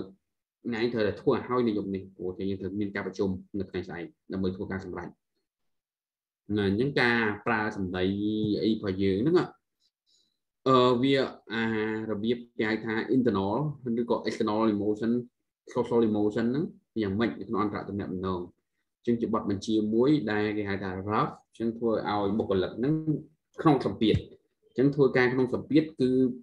អារម្មណ៍មួយគឺ negative ផឹងធ្វើប៉ុន្តែអា satisfaction ហ្នឹងគឺអត់មានទេចា performance ហ្នឹងក៏ពេលខ្លះក៏វាមិនល្អដែរប៉ុន្តែប្រសិនបើយើងខាងឯកសារត្រូវតែមើលឯកសារនេះដើម្បីយើងធ្វើការសម្រេចចិត្តសម្រាប់ក្រុមហ៊ុននៅថ្ងៃស្អែកព្រោះវាជាចំណុចសំខាន់ជាព័ត៌មានដែលយើងទើបទទួលបានពីព័ត៌មានដើម្បីយើងសម្រេចនៅក្នុងការដេញថ្លៃឬក៏ការទទួលគម្រោងមួយបានអញ្ចឹងការដឹងអំពីចំណុចនេះវាគឺជាអ្វីមួយដែលយើងយកឈ្នះទៅលើដៃគូប្រកួតប្រជែងរបស់យើងអញ្ចឹងសូមលោក Smith ជួយមកមើលរបាយការណ៍នេះហើយសិក្សាវាបានស៊ីជម្រៅដើម្បីឲ្យយើងអាចទទួលបានជោគជ័យនៅក្នុងគម្រោងការរបស់យើងអញ្ចឹងគ្រាន់តែប្រើ rhetoric អា mood សម្លេងរបៀបដែលយើង communicate ជាមួយក្រុមការងាររបស់យើងវាប្រែទោះបីជាការងារហ្នឹងវាដាច់ដេកដាច់យប់ក៏ដោយប៉ុន្តែដើម្បីភាពជោគជ័យរបស់ស្ថាប័នរបស់គាត់សុខចិត្តលះបង់គាត់ព្យាយាមមើលឯកសារហ្នឹងយកទៅដាក់តែ700ទំព័រហ្នឹងធ្វើយ៉ាងណាដើម្បីឲ្យក្រុមការងាររបស់គាត់នឹងទទួលបានគម្រោងនឹងឬក៏ទទួលបានជោគជ័យនៅក្នុងការដេញថ្លៃឬក៏ការប្រកួតប្រជែងមួយនេះអញ្ចឹងអារបៀបរបបដែលយើងនៅក្នុងព្រឹត្តិការណ៍ការងារប្រចាំថ្ងៃនេះរបៀបរបបដែលយើងធ្វើបង្កើតអារម្មណ៍វិជ្ជមានជាវិជ្ជមានហ្នឹងគឺវានឹងជាអតិពលទៅលើអា job satisfaction job performance ពេលខ្លះគ្រាន់តែរបៀបរបបដែលយើង interact ជាមួយមនុស្សវាខុសគ្នាតែបន្តិចបន្តួចទេប៉ុន្តែវាអាចធ្វើឲ្យអា mood ហ្នឹងវាកើតឡើងជា positive ឬក៏ negative អ្នកទាំងអស់គ្នាតន់ទេកន្លែងហ្នឹងអាឡូសួស្តីបាទតន់គ្រូតន់បាទតន់គ្រូតន់បាទហើយណាអាហ្នឹងវាមានប្រយោជន៍សម្រាប់កន្លែងការងារយើងមែនតើបាទសម្រាប់យើងយកទៅអនុវត្តបាទចឹងប៉ុណ្ណឹងយើងបន្តទៀត Before you go home tonight, you know, you may have a very negative reaction to that, and there your job performance may be, screw it, I'm not going to do it, or I'm just going to do it really fast, I'm not going to do a good job at it. You know, so your emotions definitely affect how you're going to feel and react about your job.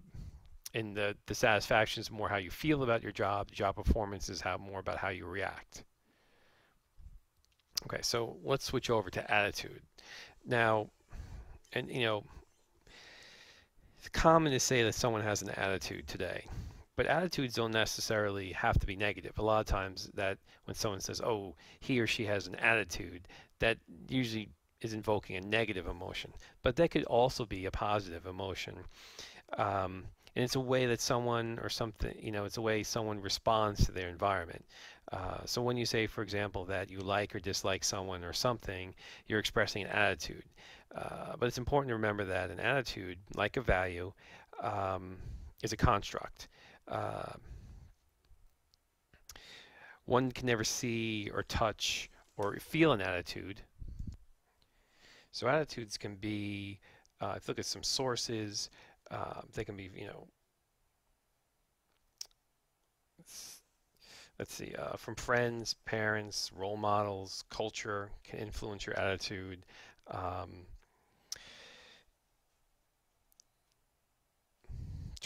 trying to, people pick up on your attitude based on the things you say, your sarcasm, your body language to certain events. So you're communicating not only just through words, but also your facial expressions, your body posture. I mean, attitudes are just, they kind of pour off of you. Now,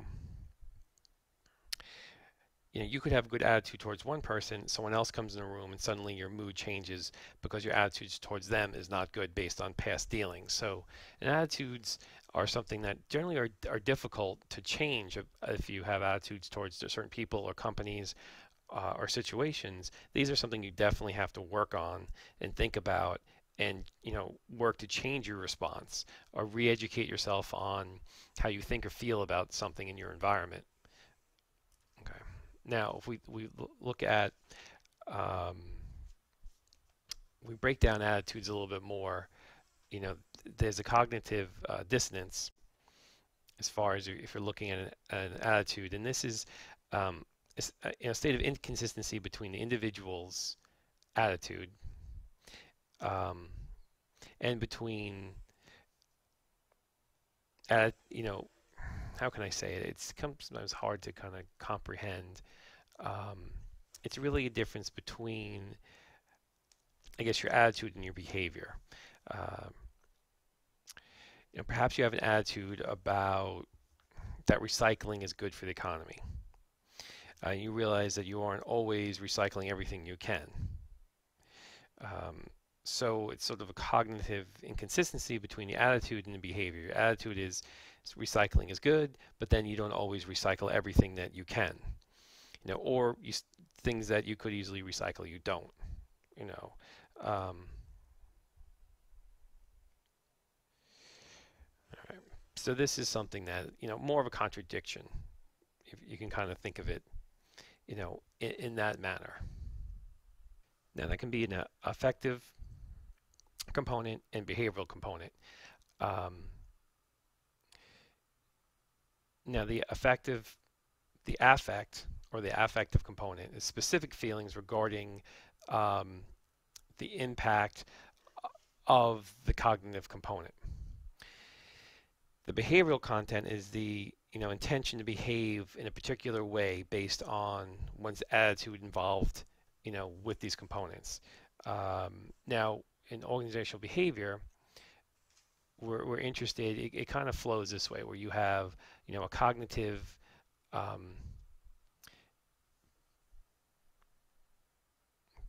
feeling or behavior based on your beliefs, your attitudes,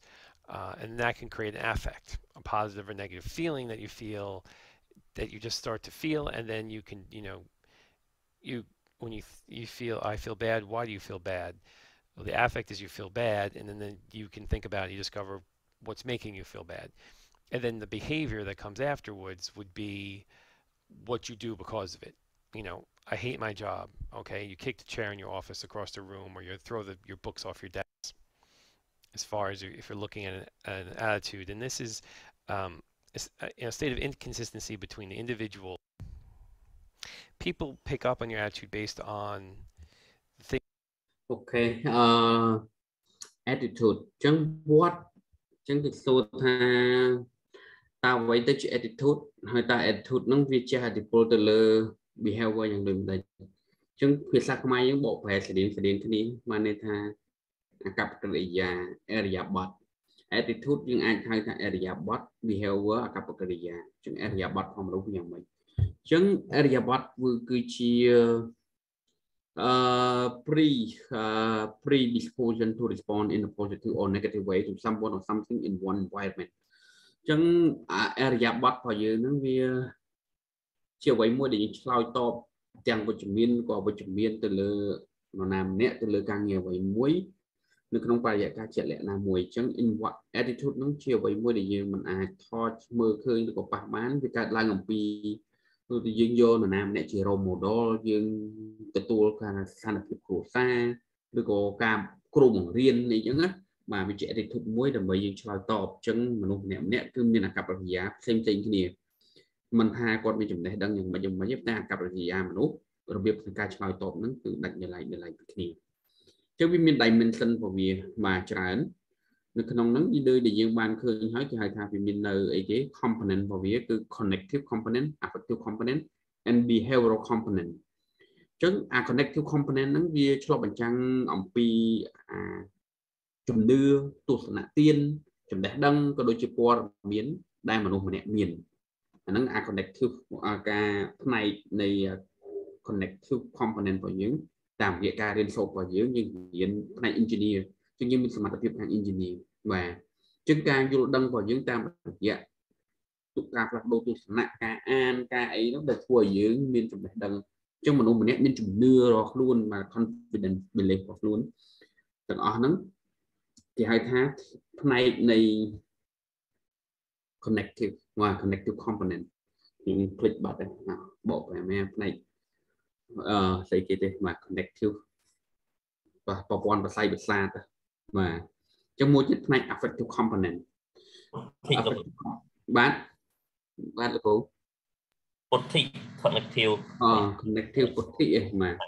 ផ្នែកនេះពុទ្ធិបាទ connective component បាទផ្នែកនេះពុទ្ធិបាទអូខេអរគុណច្រើនពពកមានដែល affective component a specific feeling regarding to the personal impact of antecedent condition evident in the connective component ចឹងពេលដែលយើងមានអាពុទ្ធហ្នឹងវាមានអាការថាផ្នែកនៃភាសាឬក៏ផ្នែកនៃភាសាផ្នែកនៃការពណ៌ត្រូវបាទបន្ទាប់មកវារុញចូលទៅដល់គេហៅថា behavioral intention to behave in a certain way based on the effect in one attitude បានន័យថាគោលបំណងដើម្បីធ្វើអ្វីមួយនៅក្នុងស្ថានភាពជាក់លាក់ណាមួយផ្អែកទៅលើផលប៉ះពាល់បានណាភាសាមកផ្អែកទៅលើផលប៉ះពាល់ទៅលើអាកប្បកិរិយារបស់បុគ្គលណាម្នាក់ដូចដែលយើងឃើញនៅក្នុងរូបភាពនេះបាទនៅក្នុងនេះគេថាតើវាជាឥទ្ធិពលទៅលើអាកប្បកិរិយារបស់យើងដូចម្ដេចផ្នែក cognition អញ្ចឹង based on belief value information ផ្អែកទៅលើការជឿជាក់គុណតម្លៃឬក៏ព័ត៌មានដែលយើងមានយើងម្នាក់ដែលមានបាទអា connection concept ហ្នឹងគឺផ្នែក connective របស់យើងហ្នឹងអញ្ចឹងឧទាហរណ៍ថា my job lack responsibility work is important to me វាមានឧទាហរណ៍ពីរយ៉ាងញោះបាទនៅខាងនេះគាត់ថាការងាររបស់ខ្ញុំគឺអត់មានការទទួលខុសត្រូវខ្វះការទទួលខុសត្រូវគឺការងារគឺវាមានភាពសំខាន់សម្រាប់ខ្ញុំគឺការងាររបស់ខ្ញុំខ្វះការទទួលខុសត្រូវការងារគឺវាមានសារៈសំខាន់សម្រាប់ខ្ញុំអញ្ចឹងផ្អែកទៅលើ connective ហ្នឹងវាបង្កើតទៅជា effect side positive or negative create the positive or negative feeling about your work based on your belief value and knowledge as well as information you get at your working place. Then you decide, example, I don't like my job. You create a phrase in yourself because my job's lack of responsibility. So the work is important to me, so I don't like my job. This one create the affect. And your affect, positive or negative feeling, influence your behavior that your intended behavior. Example, I'm going to quit my job. มันតែយើងមិនទាន់បានធ្វើទេតែអា behavior របស់យើងហ្នឹងការឆ្លើយតបរបស់យើងกับបញ្ញារបស់យើងបានន័យថាខ្ញុំនឹងបោះបង់ការងាររបស់ខ្ញុំនឹងលាឈប់ពីការងារគឺដោយសារការងារខ្វះការទទួលខុសត្រូវវាបង្កើតទៅជាអារម្មណ៍មួយអវិជ្ជមានអញ្ចឹងវាធ្វើឲ្យយើងធ្វើការគោលបំណងសម្រាប់ជាក់លាក់មួយ behavior របស់យើងការឆ្លើយតបរបស់យើងគឺយើងនឹងបោះបង់ការងារអញ្ចឹងអារបៀបដែលថា process នៃ attitude ក៏ដូចជា behavior ហ្នឹងវាប្រតិបត្តិការយ៉ាងដូចម្ដេចបាទ connective component affective component behavior component people should wear the color green. That's your cognition saying that. Wednesday comes, nobody's wearing green, you feel bad that you're the only person wearing green, no one else cares about this. Your behavior is to run around the office spilling green ink on everyone's shirt so you could say that everyone's wearing green. Or yelling at everybody who's not wearing green. Just,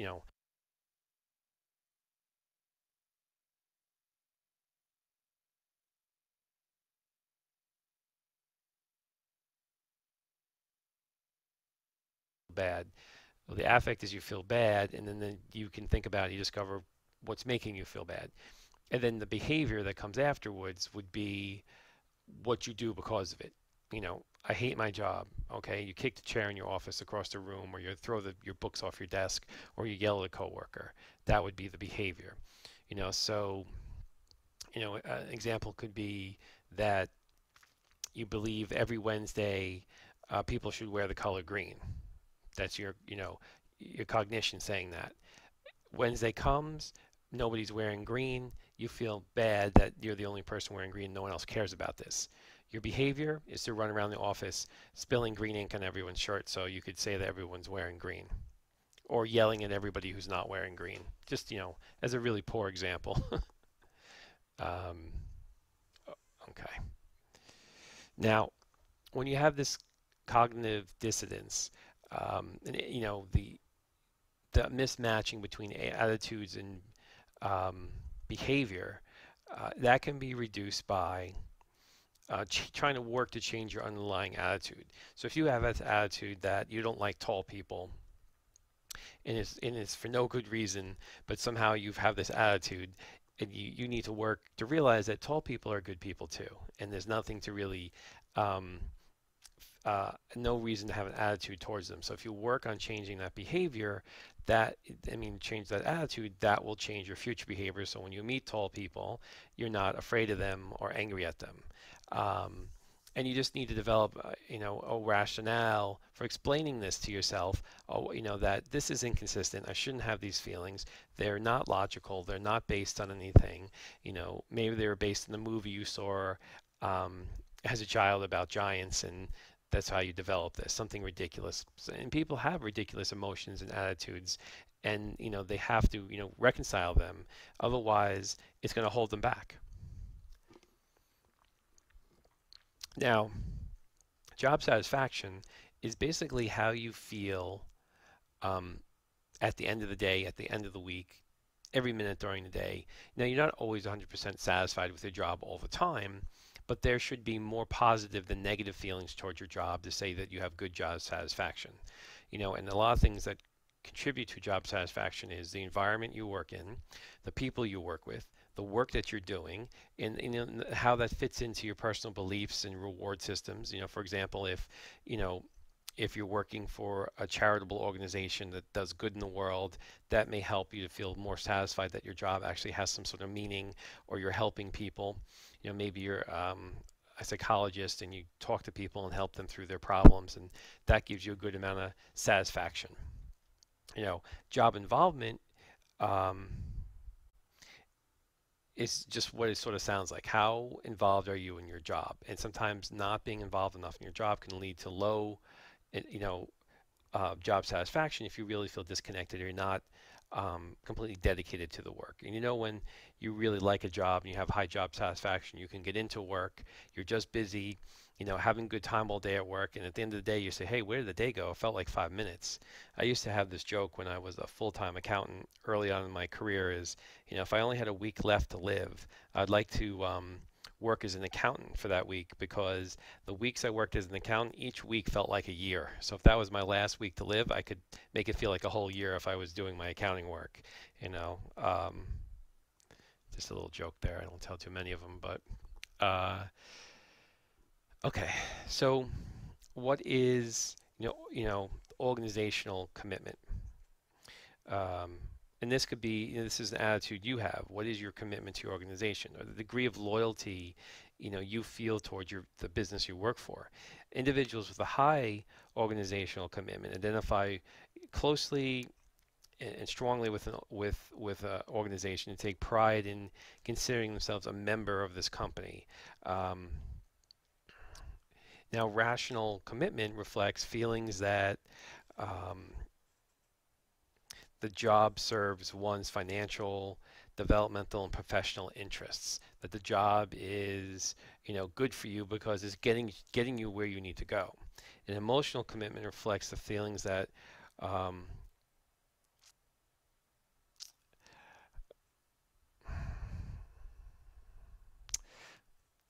can I say this? It's sometimes hard to describe.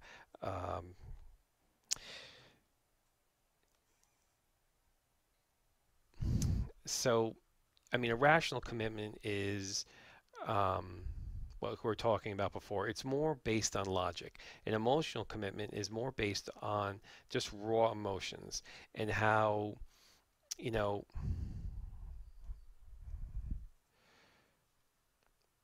I guess you could say the emotional commitment's more about,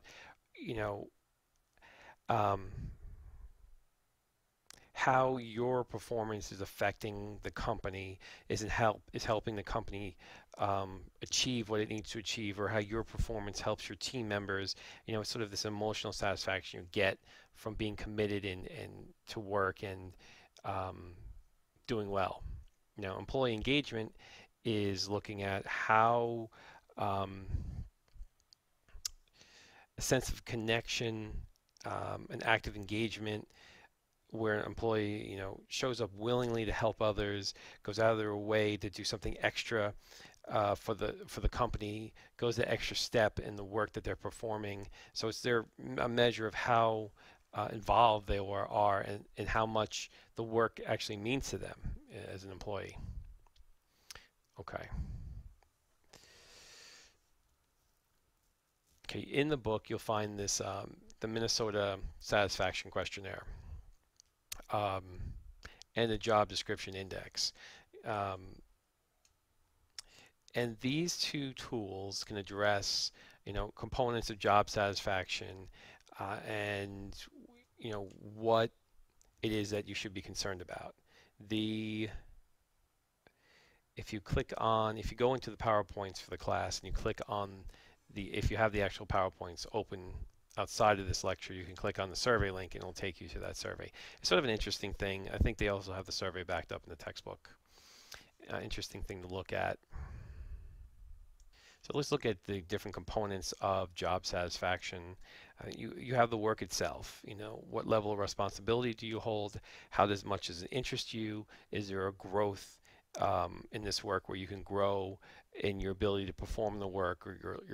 your levels of difficulty? The quality of supervision. How much help do they give you to do your job well, or to learn more about your job and perform better? And what kind of social support they provide you in terms of fitting in at the company and in the social environment of the company? Your relationships with your coworkers. Do you have a good relationship? Do you share friendships or social harmony and respect for each other? Do you go out to lunch with them? Do you talk about your families? Do you have outside work parties or celebrations? These all can help. Sometimes social relationships are the only thing holding a lot of people to a job that they otherwise don't like or don't care for at all. It's the people at work. And it's really hard for organizational behavior for people to facilitate good relationships among coworkers in a company. It's just something that is sort of a hit or miss, and it's very difficult for. Okay,ពេលវាខ្លីបន្តិចប៉ុន្តែយើងអាចព្យាយាមបញ្ចប់វាត្រឹម15នាទីទៀតប៉ុន្តែដោយសារត្រូវការបញ្យល់ជាងយើងបន្តពីថ្ងៃទៀតតែខ្ញុំសូមបញ្យល់កន្លែងបន្តិច5 facet of job satisfaction គឺដើម្បីឲ្យ job performance វាបានល្អវាត្រូវមាន job satisfaction ចឹងមាន3ផ្នែក5ផ្នែកសំខាន់the work itself គឺប្រភេទការងារខ្លួនឯងចឹងចំណុចសំខាន់បំផុតគឺយើងត្រូវការជ្រើសរើសនៅពេលដំណើរការនៃការជ្រើសរើសបុគ្គលិកយើងត្រូវដែលស្វែងយល់អំពីគេហៅថាទេពកោសល្យរបស់បុគ្គលិកចំពោះការងាររបស់គាត់ចឹងការងារខ្លះយើងមិនត្រូវតែចេះតែទទួលមនុស្សដែលបានថាអត់មានទេពកោសល្យឬក៏អត់ចូលចិត្តទេគាត់មកធ្វើដើម្បីមកគ្រាចឹងការងារគាត់ធ្វើបានល្អហើយwork itself ហ្នឹងគឺwork មួយដែលមនុស្សដែលអាចគេហៅថាកសាងអាជីពចំពោះការងាររបស់ខ្លួនធ្វើការងារហ្នឹងអាច grow ជាមួយការងាររបស់ខ្លួនអញ្ចឹងយើងនឹងអាចទទួលបាននៅគេហៅថាភាពវិជ្ជមានចំពោះការបំពេញការងារអញ្ចឹងការងារមិនត្រឹមតែធ្វើឲ្យរួចពីដៃធ្វើឲ្យមកអស់ចិត្តថាធម្មតាប៉ុន្តែការងារត្រូវតែមានលក្ខណៈរបស់វាមួយដែលឆ្លើយតបជាមួយនឹងបុគ្គលិកឬក៏អ្នកគ្រប់គ្រងផ្ទាល់ថាស្រឡាញ់ការងារហ្នឹងចូលចិត្តការងារហ្នឹងមានទេពកោសល្យចំពោះការងារហ្នឹងទើបវាអាចការងារហ្នឹងវា grow ទៅមុខបើសិនជាយើងធ្វើការងារមួយដែលយើងមិនចូលចិត្តដែលយើងមិនមានជម្រើសនោះយើងនឹងបាត់បង់នៅឱកាសដ៏ធំធេងនៅក្នុងជីវិតចំពោះការកសាងគេហៅថាអាជីពរបស់យើងអញ្ចឹងយើងត្រូវតែជ្រើសរើសការងារណាមួយដែលយើងគិតថាយើងអាច grow ជាមួយនឹងការងារដែលយើងធ្វើឆ្លងកាត់តាមបទពិសោធន៍បាទអញ្ចឹងពេលខ្លះការងារខ្លះយើងអត់ទាន់ចូលចិត្តទេប៉ុន្តែក្រោយពីការធ្វើមួយរយៈធ្វើឲ្យយើងវាយតម្លៃចំពោះការងាររបស់យើងថាតើយើងនឹងអាចរីកចម្រើនជាមួយការងារនោះបានអត់បាទពេលដែលយើងមានអារម្មណ៍មួយជាវិជ្ជមានថាយើងនឹង grow ជាមួយការងារដែលយើងកំពុងធ្វើនោះយើងមានការពេញចិត្តនៃការកើតឡើងហើយអញ្ចឹងចំណុចនេះគឺអ្នកទាំងអស់គ្នាខ្លួនឯងក៏យកទៅពិចារណាដែរថាទោះថាការងារដែលយើងកំពុងតែធ្វើយើងអាចនឹងមានការរីកចម្រើនជាមួយការងារដែរទេតែយើងអាចធ្វើឲ្យការងារនេះ grow កម្រិតណារីកចម្រើនដល់កម្រិតណាបាទអញ្ចឹងជាសំណួរមួយដែលគួរតែពិចារណានិងយកចិត្តទុកដាក់បាទដើម្បីគេហៅថាយើងត្រូវការ career growth យើងត្រូវការកើនឡើងនៃអាជីពនិងមុខរបររបស់យើងប៉ុន្តែបើសិនជាការងារនឹងវាអត់ grow ទេយើងមិនអាច grow បានទេបាទ quality of supervision គុណភាពនៃការគ្រប់គ្រងផងដែរធ្វើថាតើការគ្រប់គ្រងវាមាន គុណភាពកម្រិតណាតើវាមានតម្លាភាពមានគណនេយ្យភាពវាមាននៅសមត្ថភាពឬក៏វាមាននៅគណនេយ្យភាពកម្រិតណាដើម្បីជួយឲ្យយើងហ្នឹងពេញចិត្តជាមួយការងាររបស់យើងដូចជាការលើកតម្កើងទូនាទីតែការលើកដំឡើងឋានៈបុណ្យស័ក្តិទូនាទីរបស់យើងហ្នឹងតាមសមត្ថភាពតាមខ្សែរយៈបពួកតើការលើកទឹកចិត្តជាប្រាក់រង្វាន់តើបេសកកម្មដូចគ្នាអត់ការលើកទឹកចិត្តហ្នឹងវាមានកម្រិតណាអញ្ចឹងវាអាស្រ័យទៅលើគុណភាពនៃការគ្រប់គ្រងនៃស្ថាប័នរបស់អ្នកដឹកនាំផងដែរថាតើគាត់គ្រប់គ្រងបែប management system ឬក៏គាត់ផ្អែកទៅលើបុគ្គលនេះក៏ជាចំណុចសំខាន់មួយនៅក្នុងការវាតម្លៃអំពីការពេញចិត្តចំពោះការងារ relationship with coworker ពេលដែលយើងទៅធ្វើការងារហ្នឹងតើយើងមាន friend យើងមាន colleague បានមិត្តរួមការងាររបស់យើងដែលយល់ចិត្តចេះជួយជ្រោមជ្រែងគ្នាអត់មិនមែនដូចយើងលើកឡើងពីមុនហ្នឹងមិនថាគេហៅថាតែគេការសម្ដែងនៅអារម្មណ៍បាទគេហៅថា Dissonance emotion បានថាពីមុខនិយាយល្អពីក្រោយនិយាយក្រក់មកធ្វើការមួយគ្នាពីមុខឡោសាការនិយាយល្អមកពីក្រោយវិញអានឹងខ្ជិលអានឹងបាក់ពួកអានឹងខ្សែរយៈអានោះវាចេះអានោះវាចុះ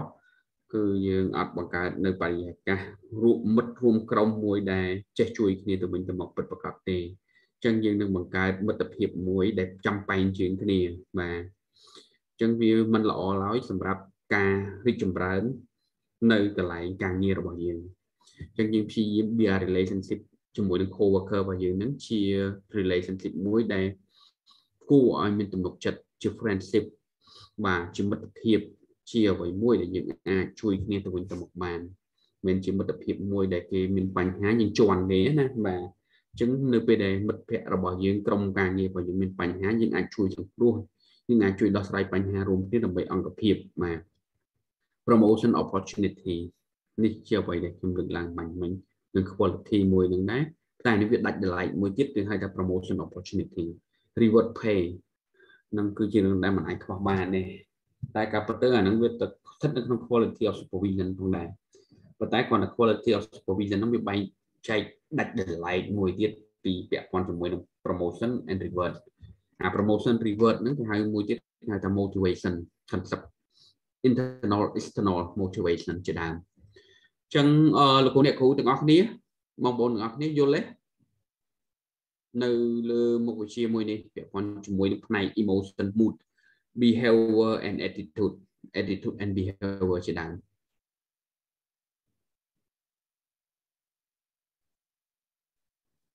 បាទអញ្ចឹងអរគុណលោកគ្រូអ្នកគ្រូចំពោះចំណាយពេលវេលាសូមហៅវត្តមានលឿនបន្តិចអរគុណគង់មករាបាទអូលោកគ្រូលោកមករាដូចជាអវត្តមាន2សប្តាហ៍ហើយដោយសារ permission រវល់អញ្ចឹងសូម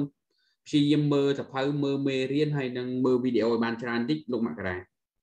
ខ្ញុំដូចតែមួយគ្រូអូថ្ងៃនេះសូមពេលព្រឹក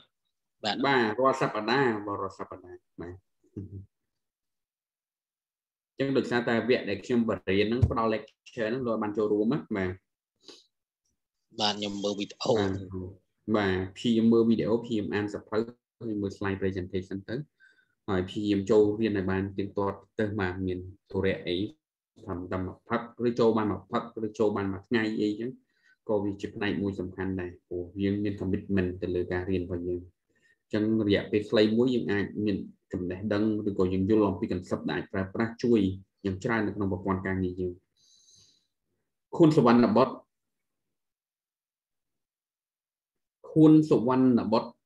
ណាសប្តាហ៍មុនអវត្តមានសប្តាហ៍ទី1ចូលរួមគុណសុវណ្ណបុត្រអត់មកទេអូថ្ងៃនេះទៅ present ផងលោកមករានៅក្នុងក្រុមបានរៀបចំរួចអស់ហើយបាទមានទំនាក់ទំនងមួយលោកសុវណ្ណបុត្រទេអត់ផងគ្រូសុខៈធ្វើមិនទៅអាការងារហ្នឹងធ្វើមិនក្រុមហ្នឹងធ្វើប្រហែលអ្នក2អ្នកគ្រូ2អ្នកគេលបគ្រប់គ្នាមាន present ហ្នឹងឯង present 2អ្នកគ្រូ present 2អ្នកបាទលោកមករាគាត់អវត្តមានច្រើនដែរតែលោកមករាបានចូលរួមមួយក្រុមការងារបន្ថែមទេលោកមករា បាទខ្ញុំជាមួយនឹងងួនសុខានធ្វើ slide ធ្វើអីខ្ញុំត្រូវប្រិយសិនងាយបាទចឹងយើងធ្វើ slide មួយគ្នាបាទអរគុណច្រើនមេងហៀងងួនមេងហៀង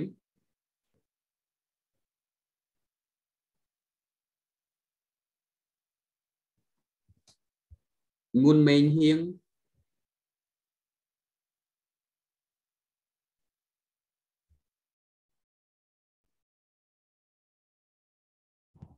បាទគ្រូបាទខ្ញុំ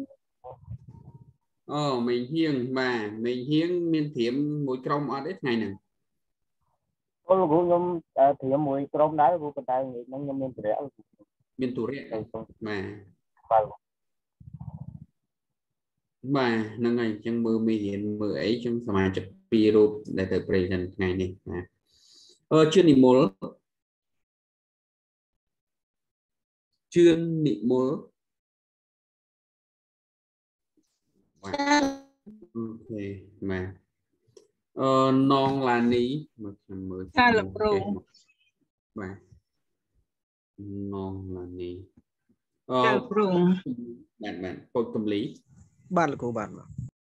បាទលោកកំលីថ្ងៃមុនអវត្តមានដែរណានេះក៏អវត្តមានដែរអញ្ចឹង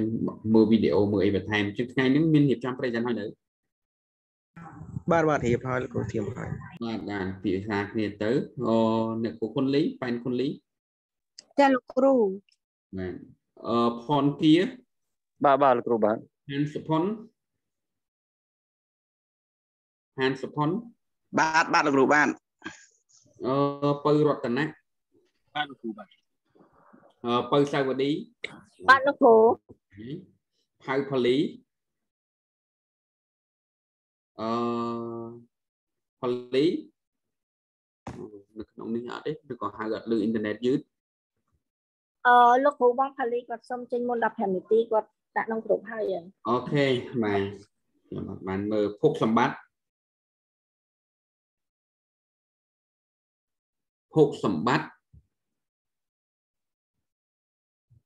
បាទលោកសម្បត្តិនេះខ្ញុំឆ្លើយដែរអត់ទេភពសម្បត្តិអត់ឃើញបាទមើលពីថ្ងៃមៀបញ្ញាដូចជាសុំច្បាប់លោកសម្បត្តិឮគាត់ដាក់តាមឆាតថាកុំព្យូទ័រគាត់អស់ថ្មហើយដាច់ភ្លើងទៀតបាទអូខេគាត់មិញគាត់មកដូចខ្ញុំឆ្លើយដែរបើស្ងាត់បាត់ទៅអត់ព្រមសាកបានថាខ្វះការប្រុងប្រយ័ត្នបាទជារឿងសំខាន់ណាអាហ្នឹងវាបង្កើតជា discipline មួយសម្រាប់យើងបាទចឹងអ្នកទាំងអស់គ្នាក៏ត្រូវយកចិត្តទុកដាក់ដែរកត្តាណាមួយវាអត់អីទេនេះវារៀនវាអាចធ្លាក់ប៉ុណ្ណឹងប៉ុន្តែប្រសិនបើករណីដែលយើងជិះអស់ខ្លាំងកដាខ្នល់វាអាចឡានធំវាបុកវាគ្រោះថ្នាក់ទៅដល់គេអ្នកដទៃទៀតជិះលុតយកចាប់ហ្មងយើងទៅធ្វើម៉េចអញ្ចឹងមុននឹងយើងធ្វើដំណើរយើងត្រូវត្រៀមទាំងអស់បាទប្រុងប្រយ័ត្នឆែកមើលគ្រប់ជ្រុងជ្រោយដែលយើងកុំព្យូទ័ររបស់យើងក៏ដូចគ្នាព្យាយាមអាចទៅបានករណីពិសេសដែលកើតឡើងណាមួយយើងត្រូវដឹងមុនជាមុនបាទផងដែរ